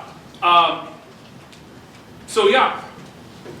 So he's super excited that his dad be gone, right? But he can't really tell anybody that he's excited because he's supposed to be in mourning and everything like that. But you can tell on his face that he's excited to get his hands on the venue. He's got plans for it, I think, right? But wait, it gets better. Alexandra Windsor Greaves, Miles's granddaughter, right, and Nathan's cousin, right? She is the most spoiled, self-absorbed little brat I've ever done seen. She spends all her time on the phone. She's on the TikToks and the Instagrams and the blue skies and all the other things. You're just right? making shit up. What's a blue sky? I don't It's know. nighttime. She's got a YouTube channel, but I'll tell you a secret. She's got like 6 YouTube channels. Yeah. She's only herself on one of them. The rest, she posts anonymous bad things she finds out. She just loves to gossip, right? And she puts it out What's there. the name of that channel again? Which one? The gossip ones. The gossip one. The gossip ones. So there's Windsor Hears, right? Okay. Pretty anonymous. There's grievances. Oh. Yeah, right? Very funny. There's Isle of Skye bullshit. I don't know what that was about. I've heard of that. Yeah, right? And then I can't remember the others, but I promise they're out there, right? How old is she? She's like in her early 20s. Oh, foolish age. Like she's nothing, right? Okay, but wait, because it gets better, right? There's Teresa. Teresa is Miles's daughter, right? But she's also Nathan's mother, right? And here's the kicker. She thinks she should have been running the company the whole time. And now, all she's doing is complaining about the fact that her brother's taken over when her own son has been beaten to death on the stage. Doesn't seem to care a whit. I don't know. Oh, also, did I tell you my ex is in town? No! Where? So Shay is here, but we're not talking. But he is staying in town, but he's not staying with me. Who's he staying with? Well, he's staying. Say it. Oh, get another drink and spill. Okay, look, I didn't want to have to do this, right? Okay, I was trying to give you guys just like, you know, the murder thing, but like, it's really, really, really got me disturbed, okay? I can't believe that he's in town like this, right? And he's just staying right over there at the Rest Your Head boarding house. Just like, when everybody else is coming to town for this. Like, there's so many young, pretty hot girls there, right? I know they're just sneaking into each other's room every single night, right? Should we kill it? That's what I'd do. It would be a real shame if someone were to poke around there and maybe find something out.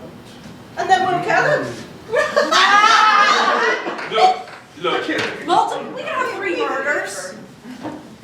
look, I can't be a part of that, but I will say, right?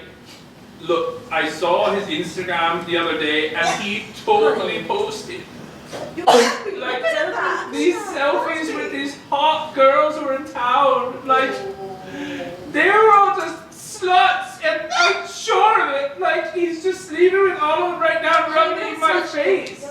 I mean, so He, are we, but... he probably is, but... Yeah. Oh my God, how could you say that? Well, it's true, darling, but listen, what else is true is, are any of them headlining a concert on the lump?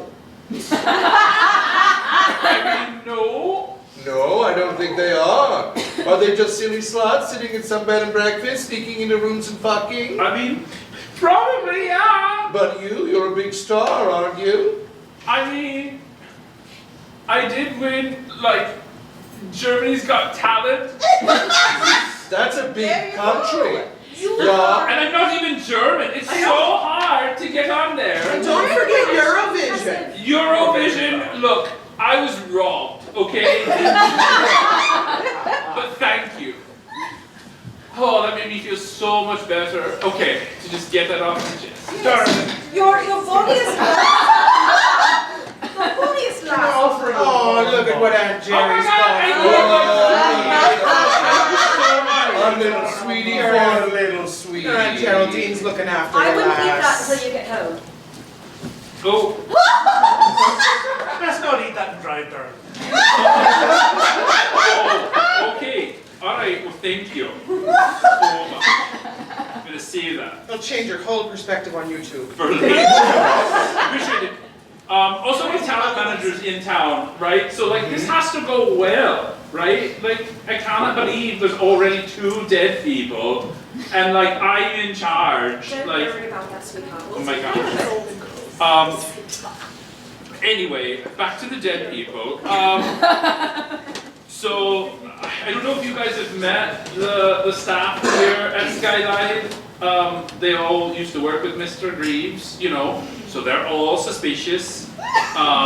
And they're all heavily involved with everything going on right now, right? Like, Sam, he's the managing director, but like, he's like Santa Claus for the week. Literally, he loves having the kids like sit on his lap and tell them everything that they want for Christmas. Like, he wears the outfit and everything, and he just walks around like, and he ho-ho-hos. And I'll tell you what, even if he didn't have the outfit on, his fucking belly would shake like a bowl full of jelly, as he's just a fat louse about.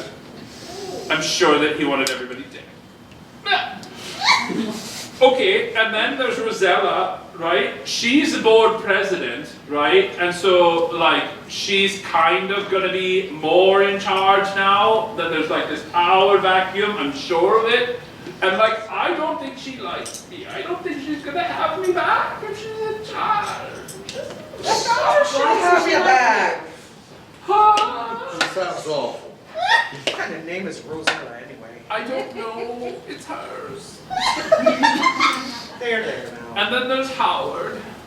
Howard's pretty nice to me. But he's not involved with the thing. He's just, you know Mr. Holly? He's the Holly card stamp company. Right? They sponsor the gala, right? And he's just been a saint these past few days. He's been around and he's been so nice and so comforting. And it's just like, anytime I have to like get a drink and talk to somebody, Howard's been great. But he does drink a lot. That's You kind don't of just stay away from it like that. I should, you're right. I'll just eat this candle instead. And don't let That's everybody that I can think of. That's most of the people. But like, oh my gosh, dead people. After the concert. 2 in 3 days. I don't even know, right? Right. Oh my gosh, I'm gonna need another drink. And oh shit, what time is it? Okay, I gotta go. But you ladies have such a fun time, and I will talk to you soon. Okay, I gotta go. The choir is Don't let gonna this get dim your started. sparkle. What? Don't let this dim your sparkle. Okay, I will. Geraldine, is she off the Xanax? She's been put on a number of things. She's on something stronger now. As Celia runs off, there's a perfectly timed snowfall starts. Just light snowfall. The choir starts in low. The voices of children. And then Celia takes the stage and says, "Thank you all for coming. I'm so happy you could be here tonight."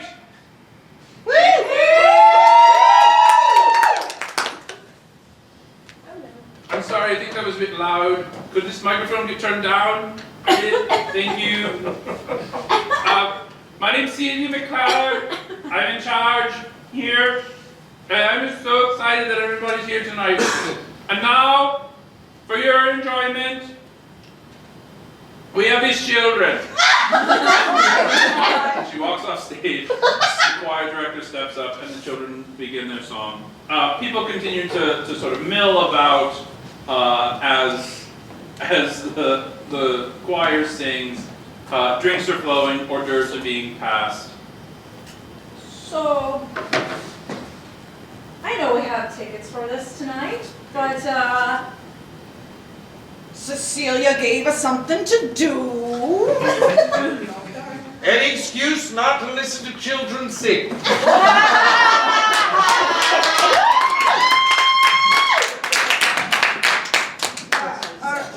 Too right. All right. So, are we gonna start talking to people? I suppose we should. Do we want to stay We've here? got a long enough list of suspects, though. We do. There are many places that you could, if you wanted to go somewhere and investigate. There's a lot of people around as well. If you wanted to look for somebody to strike up a conversation with, you could do that.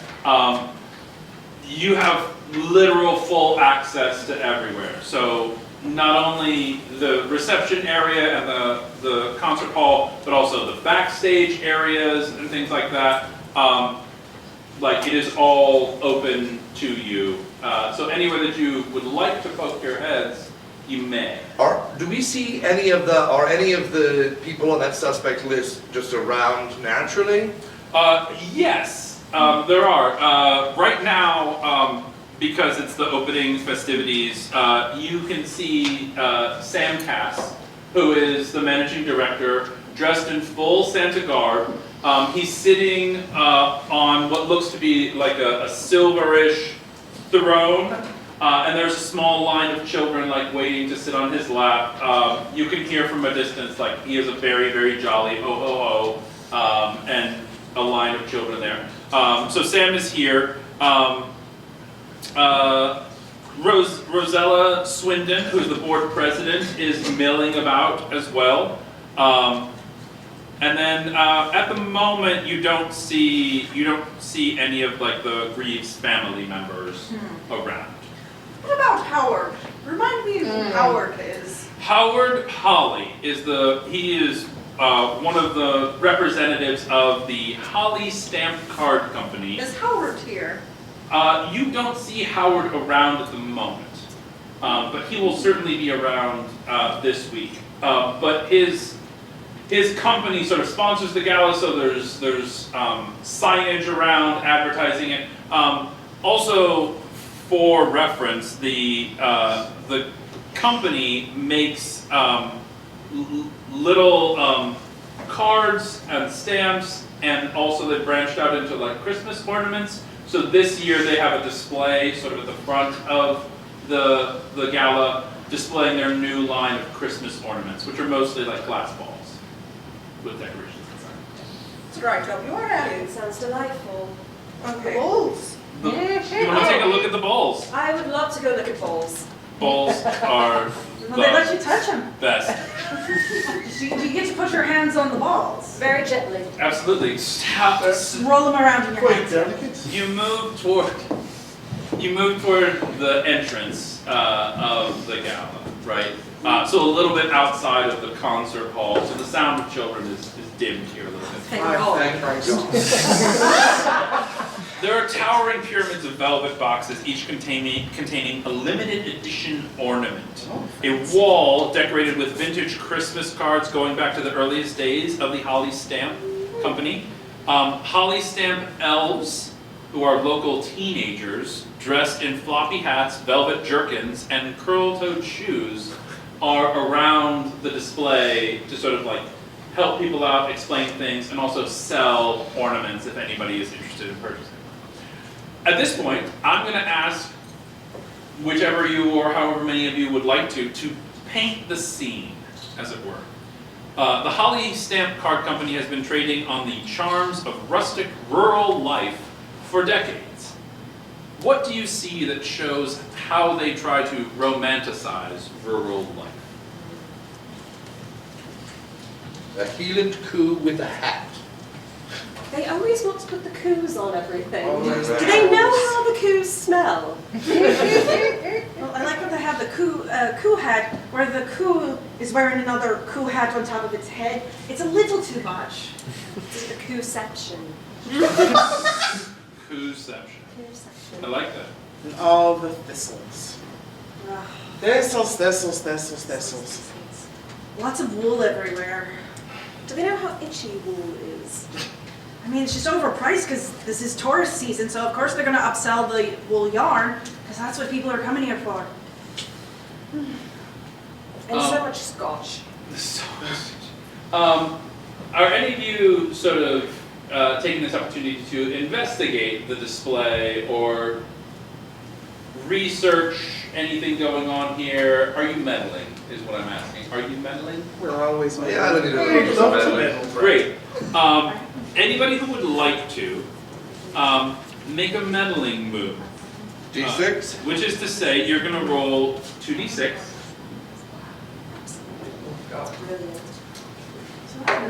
We're going to meddle in a bit. That's fine.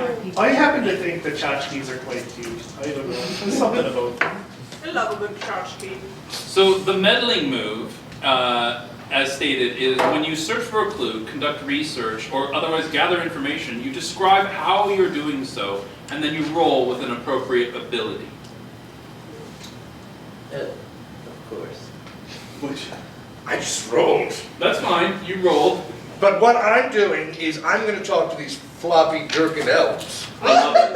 These teenage elves, yes. Yes. Yes. Just going to say, well, this looks like a bullshit job, and I'm going to slip each of them 20 quid. Ooh. That's what you're, are you saying that to them? Or? Yes, I'm going to say this is a bullshit job. Oh, right. What? How do they treat you? Oh, well, the shoes aren't very comfortable. They don't look comfortable. They don't look good at all. No, they actually curl my toes up. Really? Yeah. You need to get a bigger pair. Oh, well, this is what they handed me. All right. Well, I'm sorry. what's been going on here today? You know, a couple people have been passing by. I heard. I hear a couple people passed away. Oh. Well, yeah. Oh, I guess. Well, let's go there. Oh, go where? Where am I going? I'm not. Are you? What is wrong with you? I make $5.25 an hour. Well, this hour you're making $25.25. So tell me what's going on. Great. What did you roll? And you should probably use your fart. Presents? That's the word. I have a 1 in presents, and I got a 4 and a 2, 6. A 6. Plus a 1 in presents. 6 plus a 1 in presents. So 7. As a matter of fact. Is that? That's how math works. All right. This teenage elf is terrified of you. You have come on so very strongly, right? I thought I was playing it cool. They've started bodily shaking, and they drop the money that you've given them, and they sort of like rush off. But as they rush away, they trip and fall because their shoes are definitely too small, and then they gather themselves up and go away. But as they rush off, in their wake, right? You see.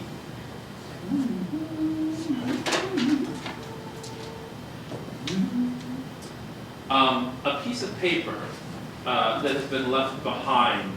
As they tumble and fall away, it draws your eye to the floor where you see what looks to be business documents that somebody has spilled and were previously underneath the cloth of the display. As you pick them up and examine them, it would appear to be this thing that I just lost track of. Hold on. Gosh darn it. It would appear to be a torn contract involving the Sky Live concert hall that has been sort of shredded a little bit, and it is unsigned. And the kid didn't drop it, the kid just revealed it's dropped. Yeah, as the kid tripped and Understood. brushed the table and moved Yeah. things, he uncovered that this was sort of lying on the floor already. Ladies have a contract to Skyline, unsigned and torn. Who keeps things well? You do. Hold I keep this. things. I'll lose it. Thank you. all this.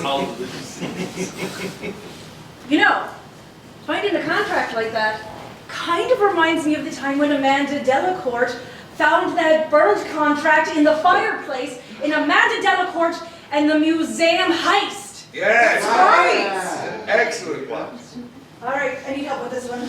Girls, Okay, help me here out we with go. it. Television movie. So, it was in the fireplace, right? She was snooping around in this museum after hours. It wasn't a big museum. It was one of those ones that was an old house. That was from, what time period? The Gilded Age. The Gilded Age, yes, it was one of those houses. Yes. And they were having problems with their finances. So she was investigating because they thought someone was stealing items from them. But it turns out she found a dead body. And then, upon discovering the contract, she was able to make the connection that the owner was faking the thefts in order to collect the insurance money. Yes, And Delacourt. then one of the employees had seen him and was murdered. And the contract was the employee's business contract.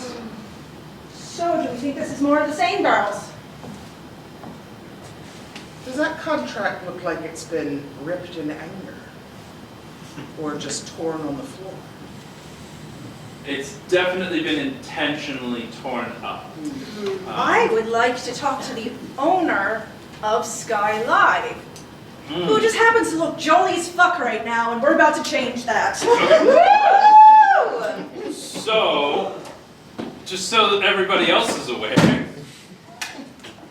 what you've just seen is known as the Gold Crown Mysteries move, wherein one of our mavens described something that has happened in an Amanda Delacourt mystery and related it, quite spectacularly, I might add, to what's happening in this mystery right now. In doing so, they get the option to either succeed on a relevant skill roll that they're trying to make, which in this case they're not trying to do, or they get to state a fact about the current situation that I have to incorporate.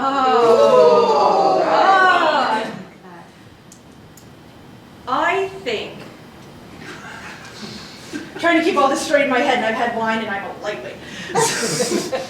I think that Sam ripped up the contract in anger because I think Sky Live was going under. Well, that sounds fascinating. I love that for Skyline. And you know I don't what? want to listen to the kids singing no more. And you know what I love even more? I love the fact that this is only an hour-long episode. Which means that we're going to pause right here, and the next thing that the Mavens will do, seemingly, is interrogate Sam Cass, the managing director of Sky Live. Yeah. However, before we leave, you're free to take a seat. You don't understand. Before we leave the Mavens for this evening, as the children's choir dies down, a display of fireworks. More murders? 10 more people died. As the children's choir. We're gonna go kill that boy. That's right. It can wait. We got time. As the children's choir dies down, at the end of their song, a fireworks display begins out over the water off of the cliff face, right? In most everybody who is gathered there, with the exception of some lovely drunk old ladies, is watching the fireworks display, their faces lit in reds and golds and blues as the fireworks explode over the water.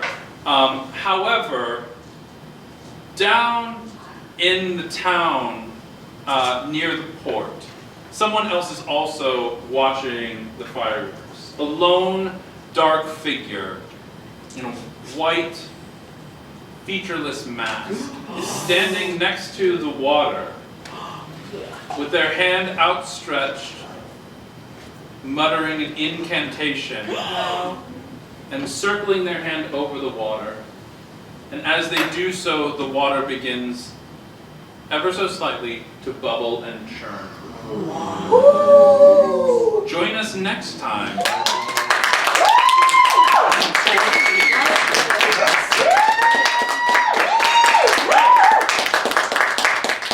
That is it for us. Thank you all so much. That was amazing. I loved it. We are going to take another 10-minute intermission, and then we are going to come back with something I promise you haven't seen before. All right, folks. Hi, everybody. I guess I should turn taxi off.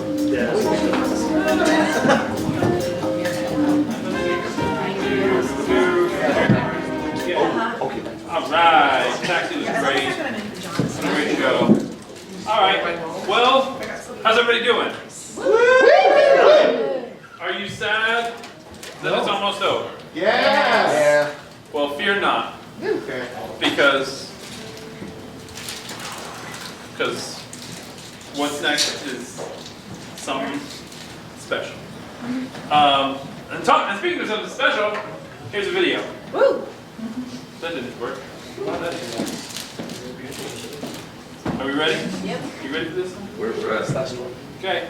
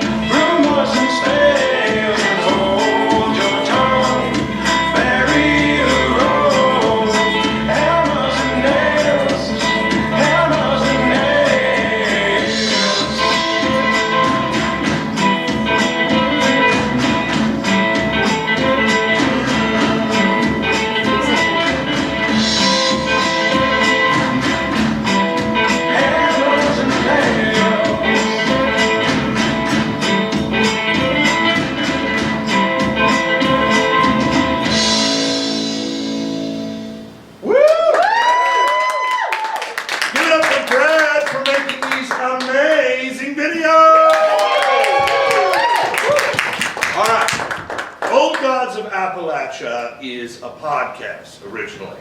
Has anybody listened to it? Sweet, right? It's awesome. Don't worry if you haven't.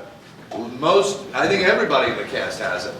It helps to understand the world, but it is absolutely not essential because we are playing the Old Gods of Appalachia role-playing game. And not only that, but we are setting it in the only state that they don't mention in the Appalachian region, Maryland. Woo! That's right. That's right, friends. You, too, are close to the Appalachian Mountains, these crazy ancient mountains that, well, some of us call home. Now, what we're playing is a game in the Cypher system. It's a little different than D&D or what we just played with Port Rye. It is more storytelling based. As you can tell from this evening, I'm fucking terrible at rolling dice. The good news is, GM in this game doesn't have to. Alright. Yeah, right. I just get to interrupt whenever the spirit moves me. But before we get going, it's going to be pretty boring if it's just Greg and I playing with ourselves, and you don't have the subscription to OnlyFans, so why don't we get our crazy cast out here? Yeah! Now, this is a horror game, right? Which is a little unusual for us, as you who have joined us so many times can tell. But before we get started, I really want to meet all these crazy folks. Hey, Derek. Hello. How's it going? Everybody, give it up for Derek. Derek, who are you playing? I'm playing Moses Wooster. Friends call me Mo. Oh. And I'm a clever pianist who shares the ways and signs. A clever pianist who shares the ways and signs. Now, Yes, that's great, Derek. over that. Because, don't shut up. What's neat about Cypher is you can break down your character into just one sentence. I am an adjective noun who verbs. So, Derek, you are a clever pianist who knows and shares the ways and signs. clever pianist who shares the ways and signs. That's interesting. Hey, Alex, how's it going, bud? Hello. Good to see you. What are you playing for us? I am playing Toderick Jenkins. My friends call me Jinx. He's an outcast fiddler who speaks in tongues. Oh, an outcast fiddler speaking in tongues. Brad, how's it going, buddy? It's going well. All right. Who, Charles M. Burns, you can call me Chuck. Oh, I'm a superstitious tracker who calls home the hounds. This is my faithful animal companion, Smithers. Smithers. Hannah, how's it going, Hannah? Hey. Who are you playing? You can call me Meg. Oh, okay. I am a mystical granny witch who fears no peaks. That's right. They should be fearing you. That's right. Hello, Miss Emily. Hi. How are you? I'm alright. How are you doing now? I'm doing all right, That's so darling. good to hear. Who are you playing today? My name is Ellie M. Clementine. Oh my God, I didn't get you anything. Don't you worry about it, darling. Your presence is all the presence I need. Thank you. So I'm playing Ellie M. Clementine, and she's a cursed speaker. is kind of what they call it, but I'm really more of a cursed critter who likes to love with clenched fists. Because I really fight for what I believe is all that really means. But I get mad. We all get mad a little bit sometimes. If I need to. That's true. Brad! What are you doing on that side of the table, bud? I'm playing. What? That's fucking awesome, dude. Who are you playing? Okay, so, my name is Melchior Abraham Brennan. Ooh. And I'm a mystical logger who cannot escape the darkness. Right on. But how tall are you? This we're all dying to know. I am 6'7". That's a tall drink of water. Tall barrel of moonshine. All right, friends.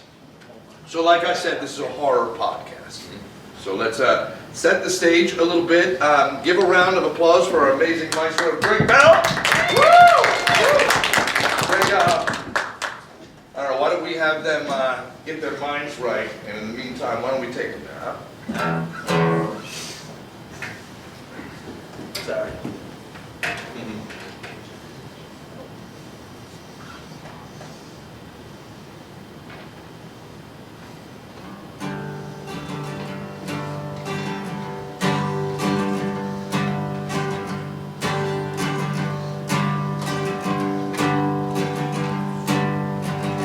I like the dark.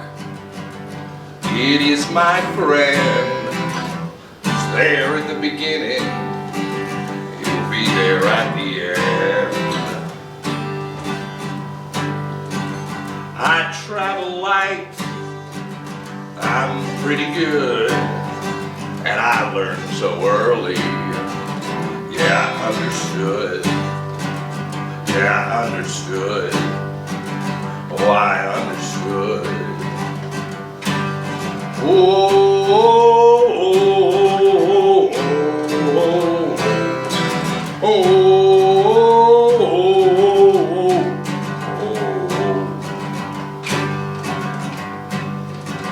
There'll be no trace when I'm gone.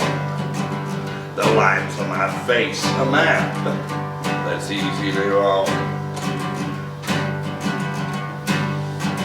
The road I take, it's made for one, and I don't regret all the things I've done. All the things I've done.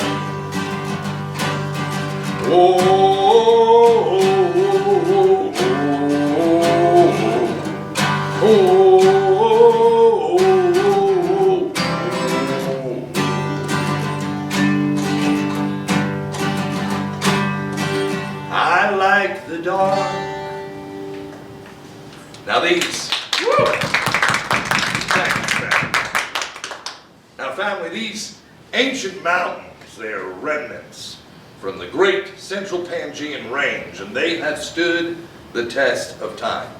They were once part of a vast, unbroken chain, and they now stand as a testament to the Earth's tumultuous history. Their peaks, shrouded in mist, have witnessed the rise and fall of empires, the birth and death of civilizations, and beneath that rugged exterior there are secrets older than time, and they slumber there. Now in the darkest depths, where light cannot dare reach, the deep ones have begun to stir. They're creatures of shadow and slime. They're bound to the ancient rhythms of the earth, and their tendrils have begun to reach out, seeking to corrupt and consume all that lives. Now this corruption, it manifests itself in many forms, from the reckless exploitation of natural resources to the insidious spread of addiction. The clear cutting of forests, the pollution of rivers, the mining of coal have scarred this sacred land, leaving a legacy of environmental devastation. These mountains, with their rich history and their complex culture, are a microcosm. They are a place of beauty and despair, of hope. But as we delve deeper into their secrets, we must be mindful of the darkness that lurks beneath the surface. It's deep in the heart of Appalachia, where the mountains whisper secrets and the rivers run deep with ancient lore, a new tale is unfolding. A tale of darkness and light. Tale of our Pawpaw League, a band of unlikely heroes bound together by destiny and an ancient blessing. Now it's the autumn of 1919. It's a time of change, a time of unrest. The Great War has just ended, and a sense of unease hangs heavy in the air. But beneath the surface, well, that dark thing's stirring, family. A malevolent force stirring that seeks to consume us all. The old gods, they say, are waking.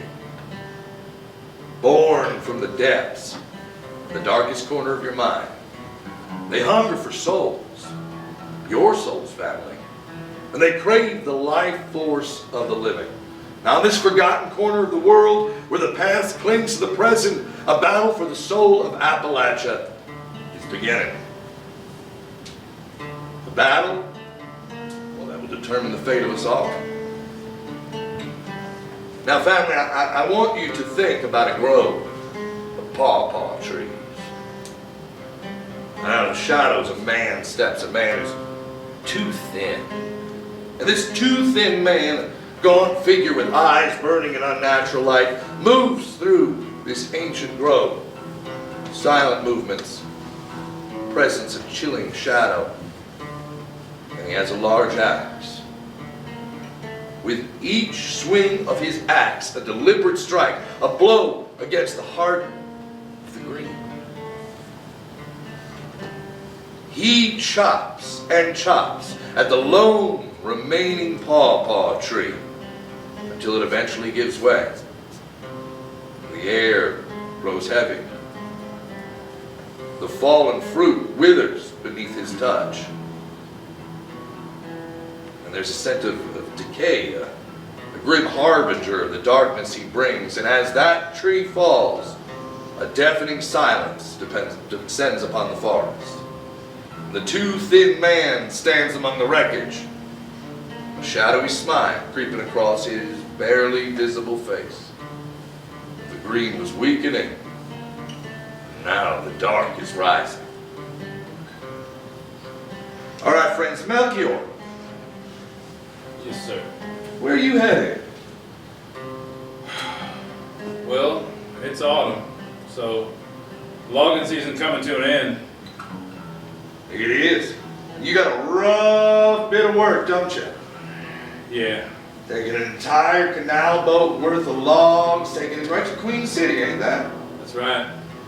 Now see, that's a hard job. That's a rough one, and one that a man who spends the days outdoors chopping trees, well, don't much like sitting on a shitty metal boat, do you? Being on the water is about the worst thing I can think of. Well, what about dark tunnels? Second worst thing I can think of, I suppose. So our good friend Melchior, stuck on that canal boat, loaded up with freshly hewed lumber, slowly makes his way. Now, Melchior, are you alone? Do you have anybody with you? I got well, I wouldn't call him a friend, companion. Been with me for, well, about 10 years now. Chalk. Chalk? That's Chalk. a odd name for a fella. I just put out my hand, and Chalk comes and rests on my arm. Black as coal, eyes beady. They kind of look through you. Chalk sees everything in these hills and hollers. Chalk flies high. Chalk eats out of my hand. Chalk's my raving friend. How's Chalk like boat rides? Chalk don't much like riding with me. Chalk sort of observes from above. Well, as you're making your way along this boat ride, it's the oddest thing. You've done this before, right? You've had to do the old, Oh, yeah. It's the donkey pulling you along the cart, but... Yeah, the old C&O canal roads, you know, up and down the Potomac sometimes, but these little tiny waterways, all this lumber, it can be too much sometimes. It's not too hard to get stuck if you're inexperienced. The last thing you want is a tipped over load of lumber. Ain't that the truth?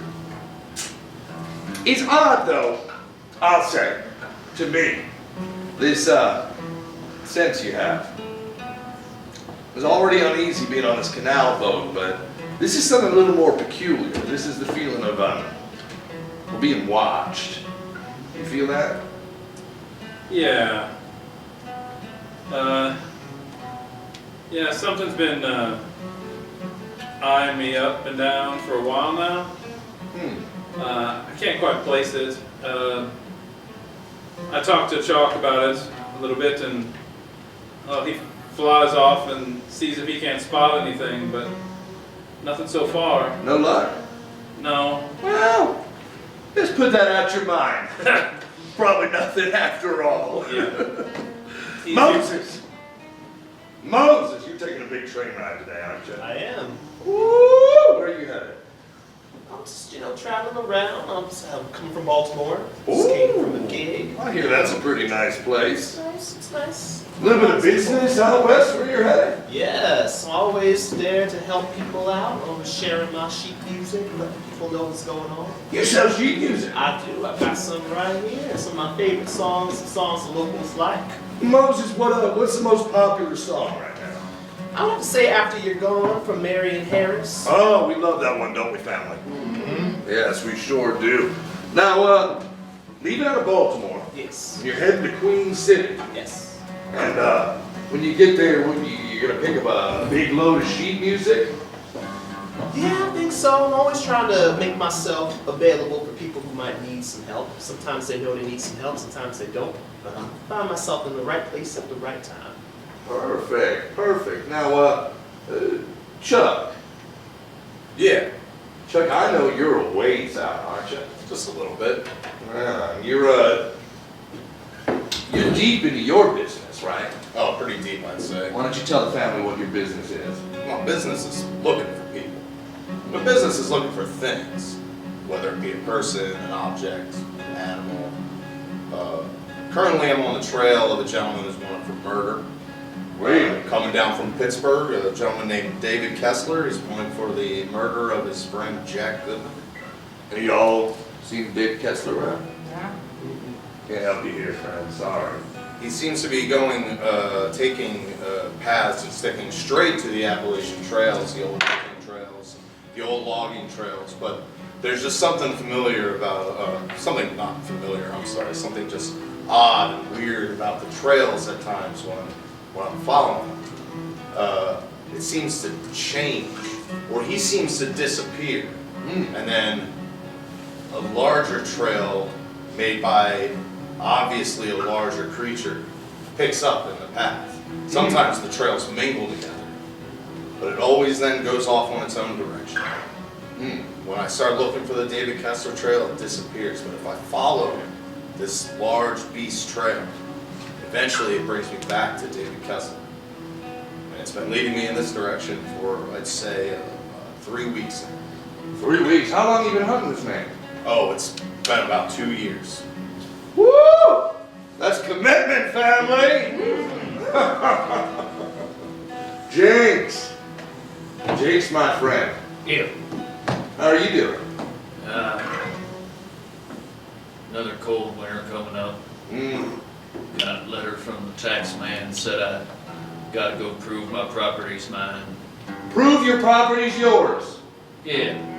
Make me come out in the woods from Accident, Maryland, go all the way out to Queen City, go down to some government office, tell them, look, here's who I am, here's my deed to my property's back there, I can't show it to you, but here, this is me, this is how I sign my name, it's the same as on the paper, and this is my property, and I appreciate you not trying to sell it out from under me no more. God damn, government! Feel that, family?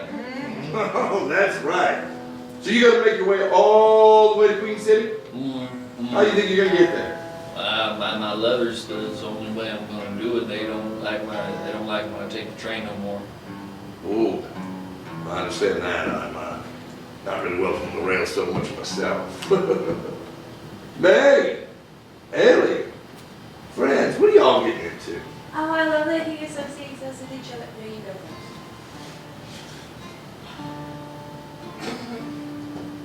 I would stay in one place for any long period of time.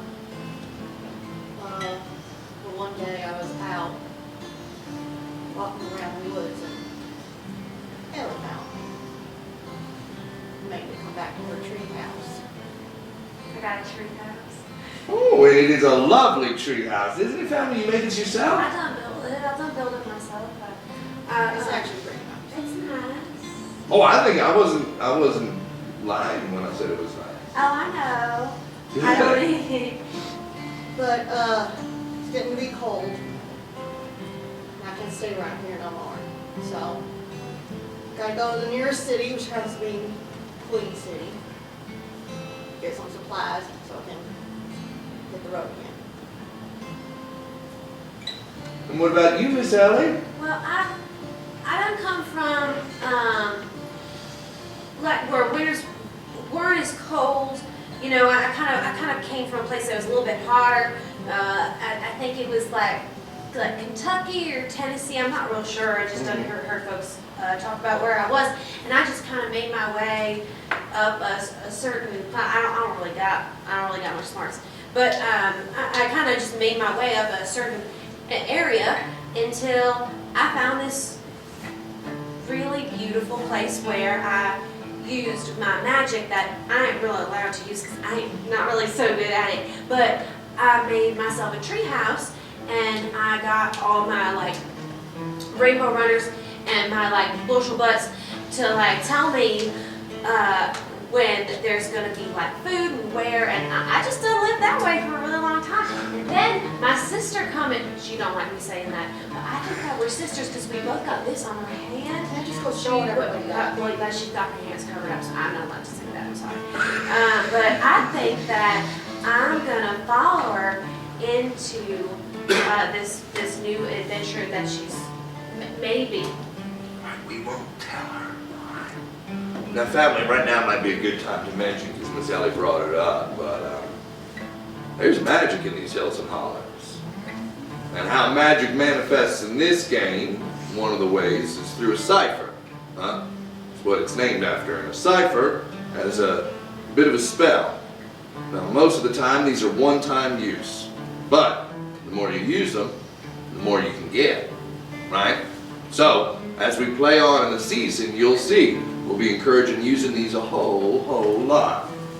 All right, Moses, think that train's coming, ain't it?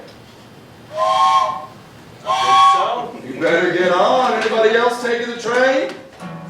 Just you, sir. Well, you are in for a treat now. I know that you're an urbane man who travels a whole lot, but there's something special about Lock Rail's Western Maryland Railroad. It's a rather scenic trip. It'll take you all the way from Baltimore out to Queen City. You know where Queen City is, right? That little tight part of Maryland where it gets real skinny. It's right there. And it's quite a hub for industry and rail. Now this is a beautiful train car you're on, and kind of unbelievably, you got the whole car to yourself. So what are you doing sitting there on your train ride all the way out? Probably just close my eyes, listening to some music in my head a little bit, just trying to relax, see if I see anybody around. I like being around people. I don't like being by myself too much. Well, as you close your eyes, you find you're not by yourself anymore. Instead, there is a tall, well-dressed man in a finely tailored gray suit with a tie. Oh, he's about 6'2" for anyone wondering. He's got a black salt and pepper beard and well-combed hair. And he says to you, "Hello, sir. Welcome. Is it your first time riding Lock's Western Maryland Rail?" It is. How do you like it? Oh, I love it very much, but, you know, I'm a bit partial. I'm from the railroad. Okay. And where are you from? I'm from Baltimore, but I'm all around and travel all over these parts. Ah, salesman? Yes. I can always tell. You got that quick tongue, huh? I try. I don't like to brag, but I do what I can. Well, I'll tell you. I hope you enjoy your ride. Shouldn't be that much longer before we get to Queen City. But I'll give you my card. And if there is anything you ever need, anything that the Lock Western Maryland Railroad can do for you, well, just seek me out, all right? Likewise for me, too. He passes you that card, covered in a little bit of train grease used from the railroad after all, with a simple R and cross tracks on it. You gonna keep it? Oh yeah, I love keeping things people give me. Of course, why not? A little present. Now, the rest of your trip is pretty uneventful. Fortunately for you, long stops, a couple extra people come in the car, so you can have some pleasant conversation, maybe even sell a couple of sheets of music. I love it. Oh, Melchior.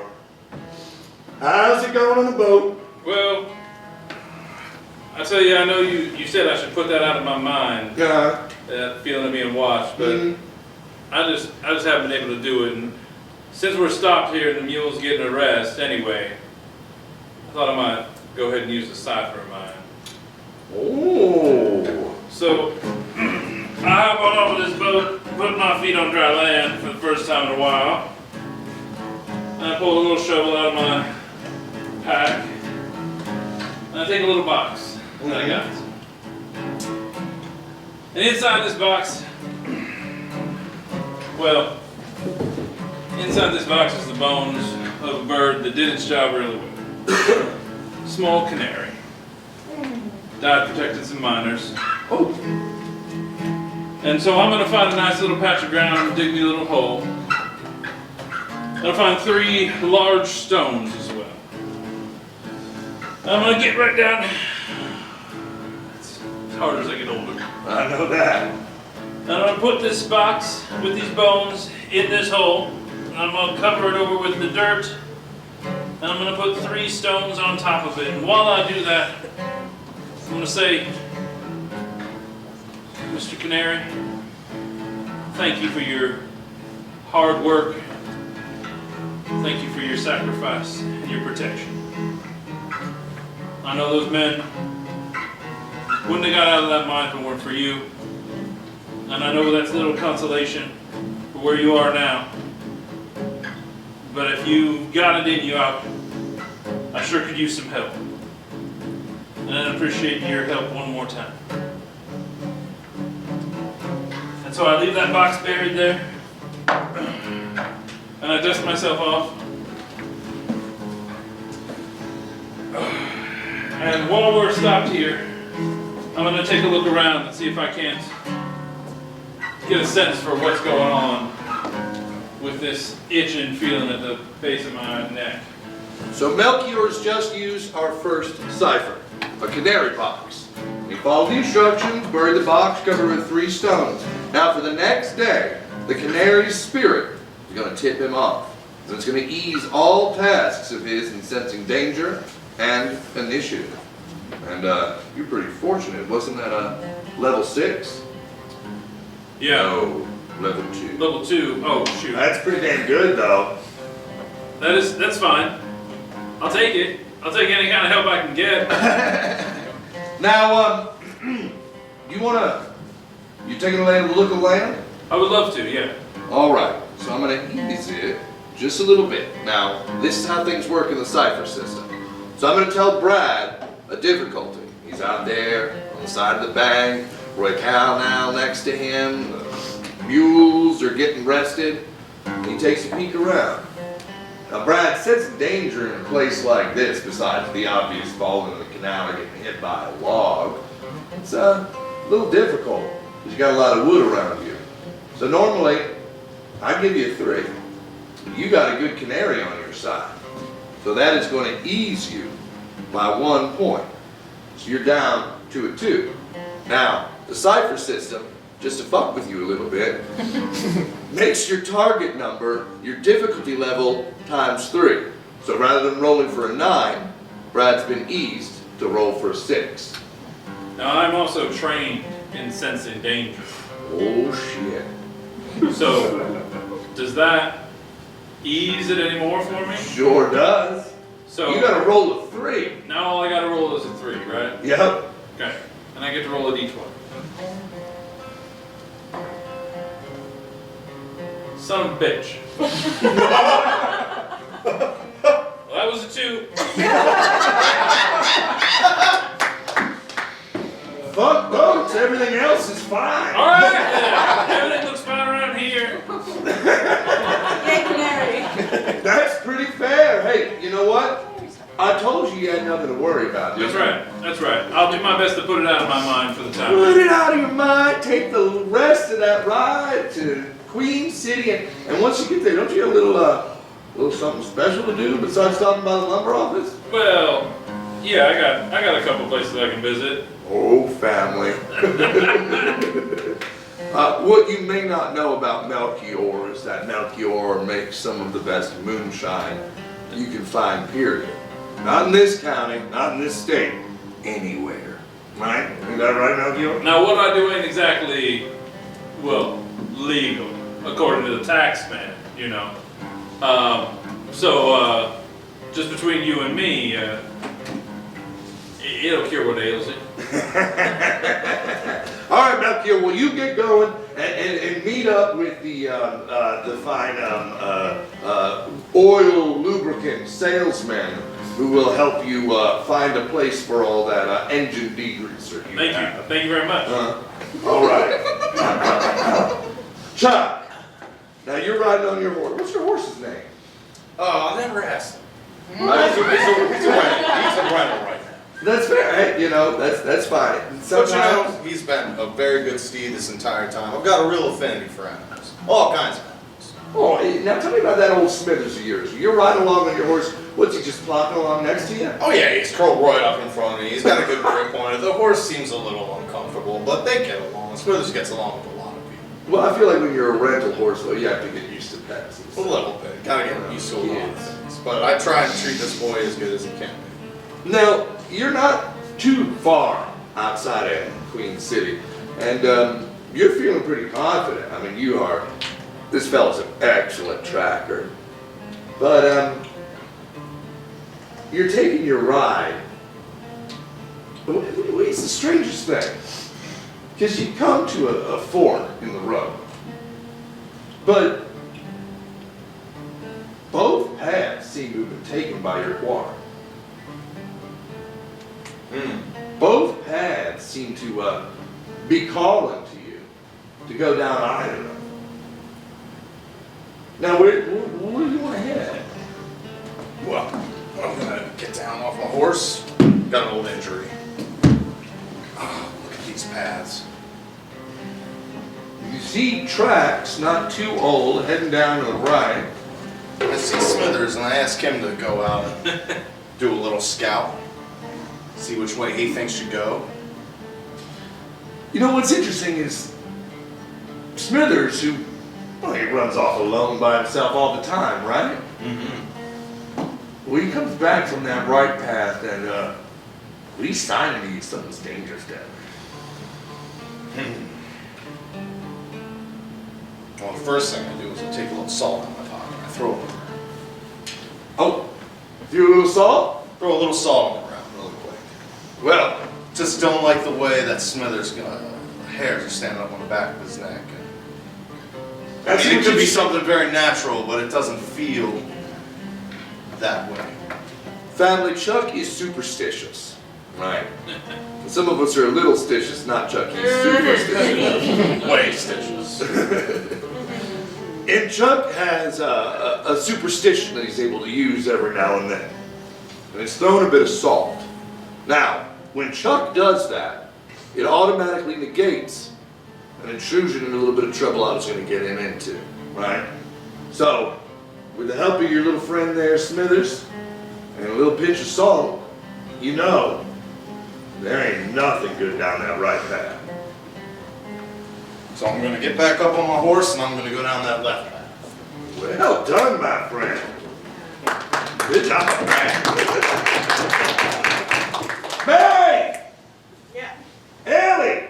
Yeah. Girls, it's time to go into the city. Sunrise already. So, last night I used 2 ciphers. Last night you used 2 ciphers? Yeah. You're still standing here to tell tale? I'm skilled in crafting and using magic. Damn, family, that's a show.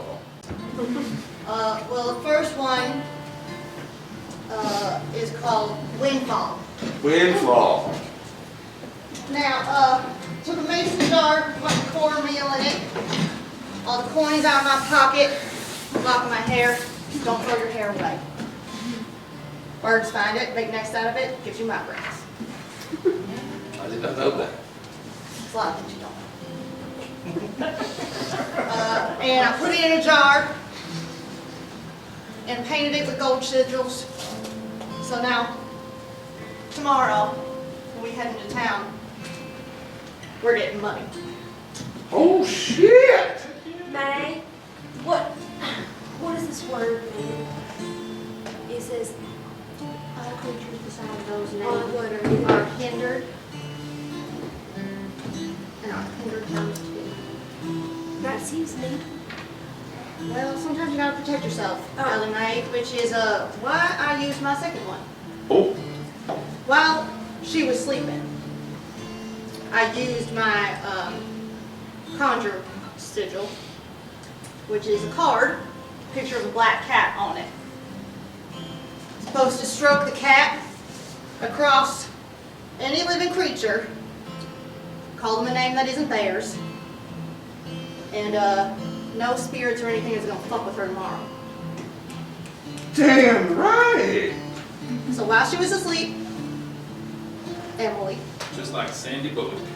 Maybe that is about right. How many coins did you have in your pocket? 3. 3. Ooh, you got $3 on your way tomorrow. So friends, that's 2 ciphers. A windfall, which means that the amount of coins plus the hair, which you never throw away your hair, which someone told me that earlier. You put those into the jar, and the next day, well, Ellie and May are going to find themselves $3. Now, sister, or maybe not. Look at that. We're on foot now, and I want to make sure that we can see as far as we do. So I have a cipher of my own.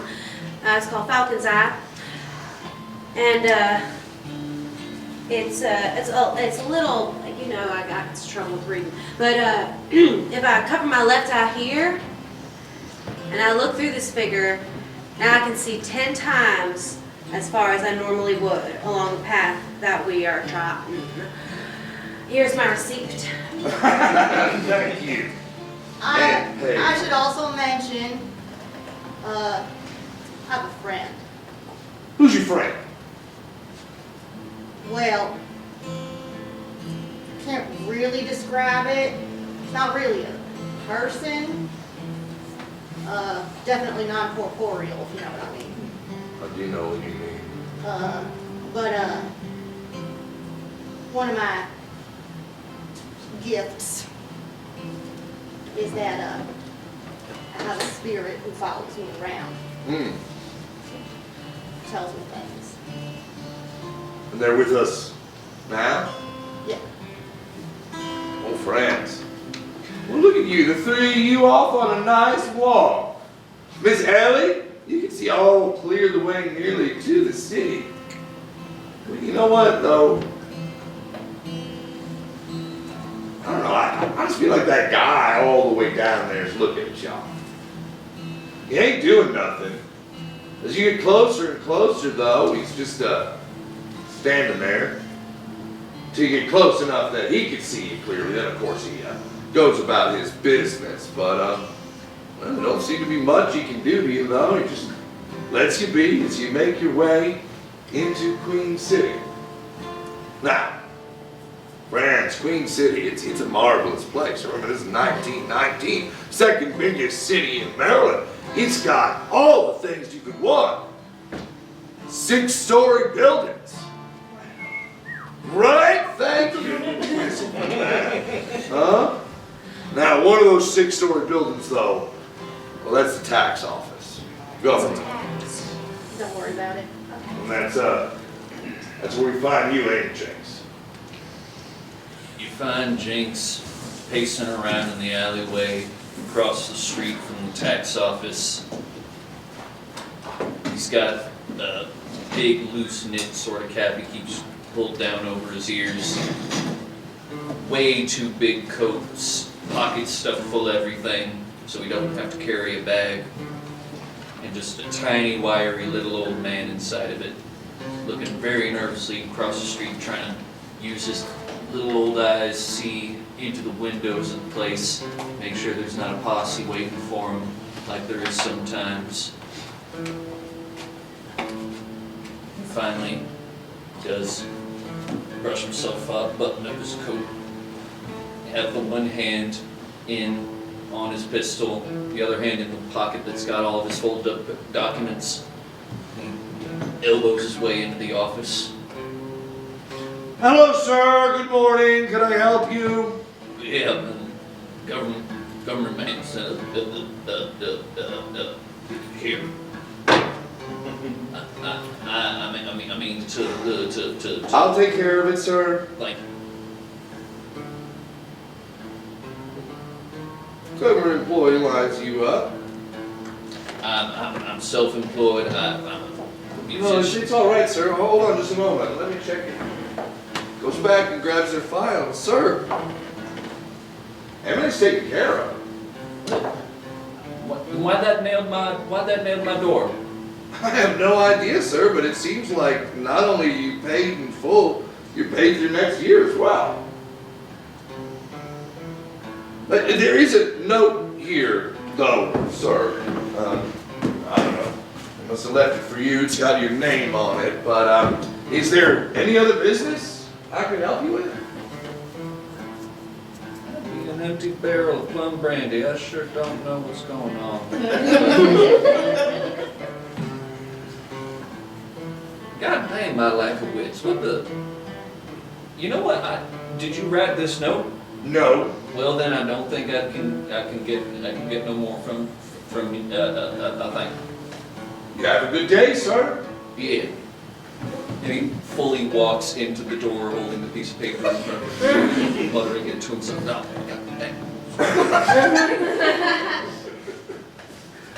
Oh, Moses. Not a bad train ride, right? Very relaxing. Couple of sales, too, huh? Oh, But here we are in Queen City. And where do you gotta head to first? You gotta check in? yeah. Yeah, go check in at the where's the nicest hotel in town? In town. The Bowminster. Oh yeah, gotta go there. All right. Well, checking into the Bowminster now. Sir, you do have a reservation. No, but I think I'll figure something out. I think. Oh well, sir. Let me see if we have any rooms available. I'm sorry. What did you say your name was? Moses Rooster. Sir, you do have a reservation. Fancy that. You've got the penthouse for 3 days starting this evening, and then I'm going to give you your key. But also, someone did leave a note for you. Is there anything else we can do for you? The room should be ready in about an hour or so. You did come a little late. It's okay. You got a bar, any place I can grab a drink? Of course, sir. You know, of course, it's a dry bar. Oh. Naturally. But if you tell them you know Ed, you know, maybe they could make you an extra fizzy drink, huh? Understood. Now, Extra fizzy. yeah, extra fizzy. I don't know. I was going to say Shirley Temple, and I was like, she's not alive. Not yet. He's drinking a fizzy drink at the bar. And what's funny is, you're there too, just on the floor below. What are you getting into?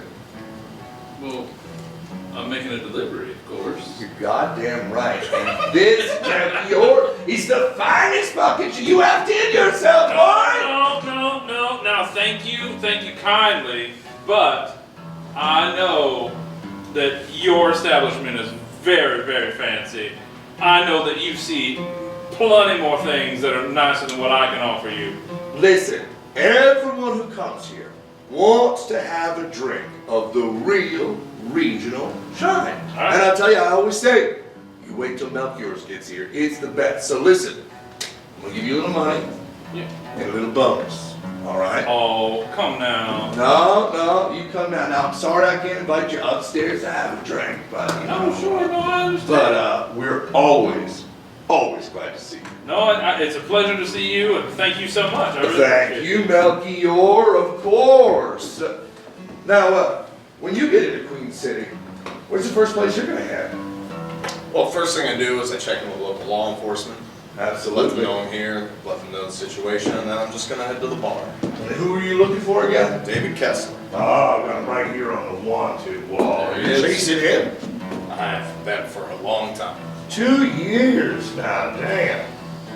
I've been all over the East Coast. Who's that man that used to be your partner? Did you used to have a partner? Jim? Yeah, he's the one with the one eye, right? Oh, sure. Yeah, he was just here not too long ago, and well, God damn it, what was it he said to remind you? Jim. Huh? You know what? I got it somewhere. I got it right over here. Here it was an address he wanted you to have. Can't remember why. I don't know though. It might help you on your manhunt, huh? Might be. I always trusted Jim. I believe you. He's very trustworthy. Oh, good. Now, friends, you've made your way finally into town. You know what's waiting for you? Some new critters I ain't never heard of. Some new critters you ain't ever heard of. A whole city full of them. And they are fast-talking critters, too. The second you get in there, the second you get to that market area, oh my gosh, they're applying me with smells, with foods, with drinks, with flavors, with all kinds of things you've never seen, never heard in your entire life, and you couldn't possibly get a word in edgewise, because all I want to tell you about is a whole great next thing that's going on. Now, you're having a good time with this, too, ain't you, miss? You want to see all the wonderful wares we have, all the fantastic things you've never seen in your life before. What about you, ma'am? Oh, I'm mainly interested in the literal critters who are wandering around, like, you know, like the chirp chirps and the bushel butts like I was talking about, and like the rainbow runners, and like some of them I never ever even heard of. And then, yeah, and then the grass booties, the little grass flapping booties, boys. yeah, and then the ones that like hang their tongues out, you know, like the tongue lovers, like they are just like the sweetest. But there's some I know I ain't never even heard of, cause I could name them all. I could find names for them all, but I mean we could also go to the shop. Do you have money? Don't say that. Well, I think I'm going to be moving on then, friends. I hope you have a good, and a gentleman saddles up behind and says, you know what, why don't you go on break, Clifford? I'll take care of these two. Now, this is a strong, burly man, about 5'9", Brad. If you can track. And he's sweet. You can tell that. Beautiful green eyes. He's a kind man. He says, ladies, if you'd be so kind as to join us. Have fun. Now, friends, what do y'all have in your hands? Call cards. What do they say? It's an address. What's the address? Hemlock Holler. West of Devil's Backbone. Thank God they said Oh, that. you know Devil's Backbone, right? Mine says vest. That's what my mom said too. Mine says best of Devil's Backbone.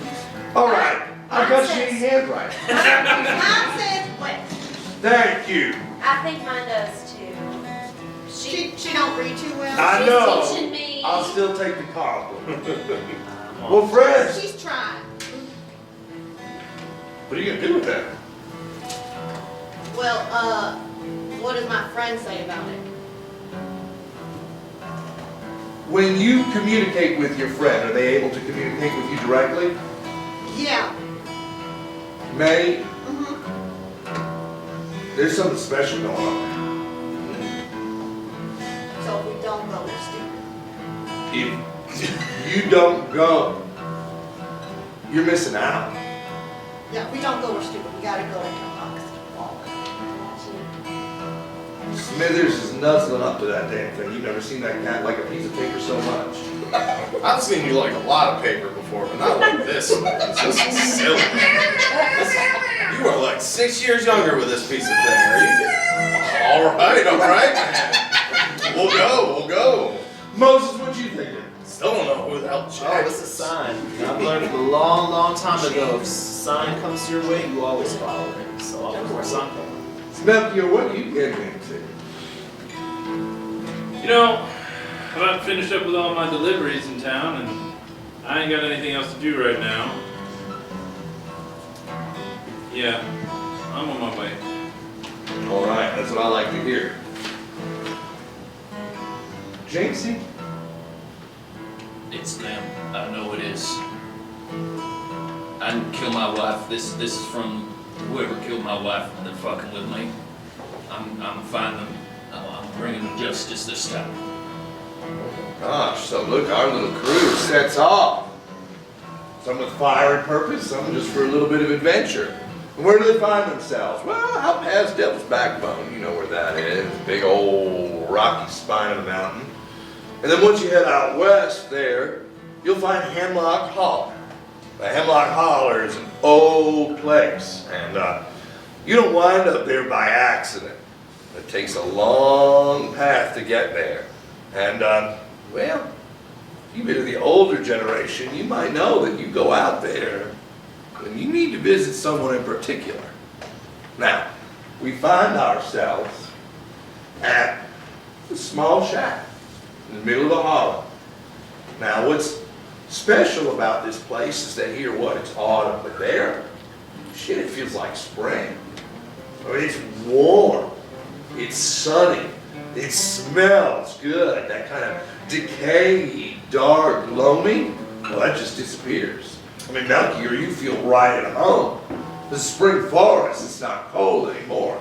Oh, yeah. Miss Ellie, you're running around as many scuttlebutts, doodads, whittledings as you want. There ain't called that, you Flying silly. all over the place. May, this, I don't know. This place is probably about the closest you've ever felt to capital H home. It feels good. Your spirit friend seems to be rested. Smithers is going fucking crazy. You next 6 years younger, more like 10 years younger. That cat is jumping through the yard and curling his way right up the staircase to that front door. And Moses, you see that front door covered in sigils, huh? Magical writing that you're able to understand. It's a wards, protection charm. Jinx, you hear music, but this ain't like the normal music you hear. This ain't haunting. It's not at the sides of your mind you're trying to grasp for it. This is like a melody like Jenny used to play, and it hits you in your heart, but not in a way where you're dealing with the guilt and shame and concern and anger at this false accusation of killing your wife. But you miss her pleasantly for the first time in a long time. And all of you are just transformed by being in this special grove. There's a house there. You gonna pay a visit? Mm-hmm. You gonna go and call it? I think so, right, we can go. You don't even need a knock. The door opens for you as you get to the porch. And inside, that feeling is almost overwhelming how fucking good you feel when you walk into this place. And you hear a small voice coming from a dark room. Come on in. Come on in, children. Isn't it? You going in there? I don't blame you. Because in there is the sweetest old woman laying in the bed. I mean, if she is 100, she's 200. This woman could have been George Washington's wet nurse. I mean, she is old. And none of that creepy old way that reminds you that you yourself will die in a not too distant future. You know? She's beautiful. She reminds you of a life filled with memories. She reminds you of your favorite grandmother. Now, you know in the Hollers family, we have meemaws, peepaws, right? Your grandmother, your grandfather, but they're a little bit specialer than that. They're people who hold sway in the community, people who have a little bit of connection to the magic. But among the meemaws, there is a mawmaw. And a mawmaw is a meemaw of meemaw. So when a meemaw is in trouble, a meemaw goes to a mawmaw. And friends, you're in the room of a mawmaw. You're in your bedroom. She's laying there in bed. She says, welcome, friends. I've been waiting so long for you. You know what? Well, damn, I can't do it justice. Hey, Grandmother, would you mind sharing what you said to him? Young ones, draw near to me. You don't know me, but I know you all very well. I have seen you in my dreams and heard your names whispered on the wind. I only wish that our visit could be longer, but I have been holding on with what little I have left so I could speak with you here and now. I have a charge for you and a warning to impart. the mountains. You hear them whisper secrets, and the forests, they sing of ancient powers. In these hills, magic weaves its ways through the very fabric of existence. But with this great power comes great danger. The deep ones, creatures of the abyss, lurk in the shadows of nightmares and despair, hungry for souls. These are the terrors that haunt our dreams, the horrors that lurk just beneath the surface of this ancient ground. You, young ones, are the last chance this sacred land has for guardians, and I charge you to save it. You are the last line of defense against the encroaching darkness, those deep things that want out of their prisons and will use all means of corruption to find more servants to hasten their return. And that return, young ones, spells the end of our homes, families, species, planet, and reality. Anon, teared and soaked in blood and cruelty, and culminating in deafening silence and darkness. So arm yourselves with courage, and let the green guide your path. For the fate of not just Appalachia rests in your hands, but the fate of the world. Now take this bread, smeared with the sacred fruit of the pawpaw tree, symbol of life, renewal, the power of nature. For in this humble fruit lies the essence of the green, the lifeblood of our world. With this blessing, I bestow upon you a portion of my power and a few gifts. May you be protected from the darkness, and may your journey be swift and smooth. In the names of my mothers and theirs, with the heart of the green, and with what last of what I have, a memory of this. The green is not merely a force of nature, it is a spirit, a conscience, and a guardian of all life.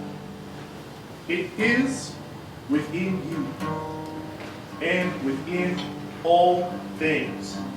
Harness its power, let it grow inside you, and you shall prevail. But know this, young ones, the dark grows stronger and greedier and louder and hunger, and the time of reckoning draws near.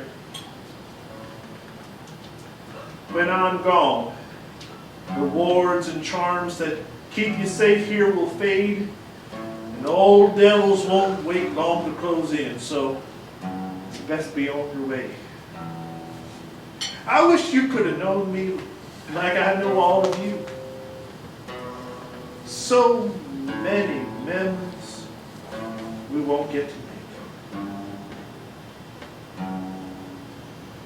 There she is. I'm coming. Hold your britches. Go now.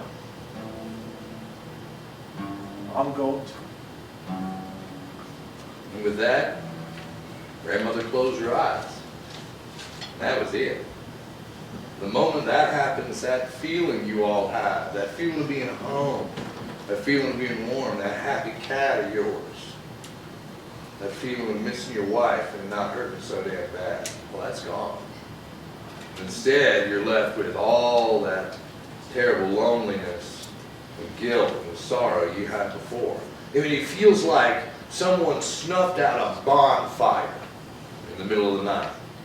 And it looks that way around the house, too. All of a sudden, you didn't notice how old and weathered and beaten down it was. All of a sudden, it starts to creak in the wind, that cold wind that just came blowing. Now, friends, you're sitting in the bedroom of a dead woman. You want to hang out there for much longer? I don't mind. No, I need some out back here. I don't want to stay here. Moses Walker, I got no idea what you're doing in here. It's fine to see you again, but I don't think this is the place we should linger to. Oh, well, you know, you never listen to me, but I would say, I agree. Yeah. It's one time I can agree. Yeah. Friends, as you make your way to the porch emerging from that weathered shack, your heart's heavy with the loss of what would have been, could have been, a wise mentor. You step into that crisp air. Chilly wind sweeps through the valley, and a sinister figure looms in the distance. That man you saw watching you, Miss Ellen, was a gaunt man, a too thin man. From the shadows he comes. Following him, a dilapidated old horse-drawn hearse. His windows glowing with an eerie light, and the too thin man's voice, he echoes through the quiet woods, a whisper that sends shivers down your spine. He says, the end is nigh for you, young ones.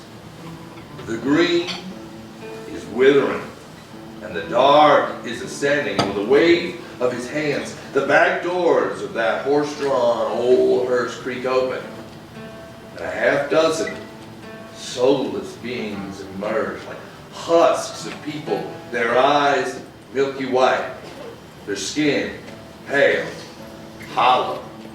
And they advance. The too thin man turns his attention to the home, and with a flick of his wrist, it erupts into flames, engulfing this once vibrant dwelling. Meanwhile, these soulless creatures go inside and bring out a parcel, a bundle, wrapped in bed sheets. Put her back into the hearse. The flames dance and roar, consuming everything in their path until that little holler home is nothing but ashes and cinder. And the green, which once pulsed through this house in this land, seems to be extinguished. The air filled with an acrid scent of burning wood, mournful cries resting on the wind. The thin man says to you, the old ways are not dead. Instead, a new era dawns, my world of darkness and despair. My ancient gods awaken, and they hunger for souls. Your souls. Your souls. Now run! Draw my pistol. You kill my wife, you son of a bitch. And with that, you kill my Jenny. And with that, we'll end it.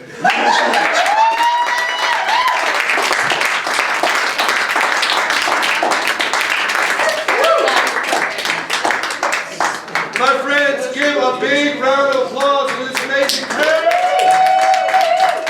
Give a big round of applause for the amazing tale.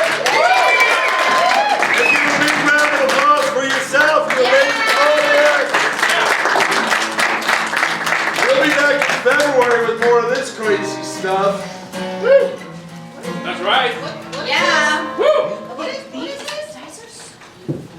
Well, thank you all so much for coming out tonight. We really appreciate it. How about another round of applause for Lance?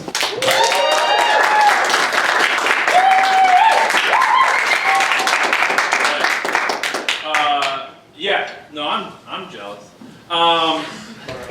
Thank you all so much for being here tonight. Like we said at the top, we will have information on our socials and on our email list and things like that once we've solidified dates and or spaces. We are not necessarily always going to be here at Fells Point for everything because it's just too damn much to fit into one building.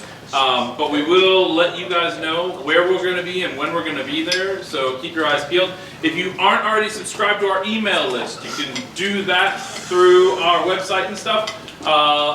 like and follow our Facebook page, become friends with us. We don't bite unless, You want us to? well, anyway. So, yeah, but thank you guys so much for coming out tonight. We really appreciate having you. We hope you had a good time. We hope that you enjoyed what you saw, and we hope that you come back for more.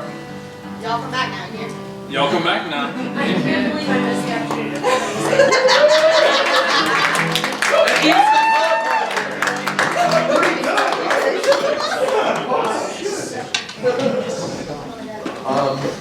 Yeah, those are smart. What? She gave you toast and That was one of the best ones. That was so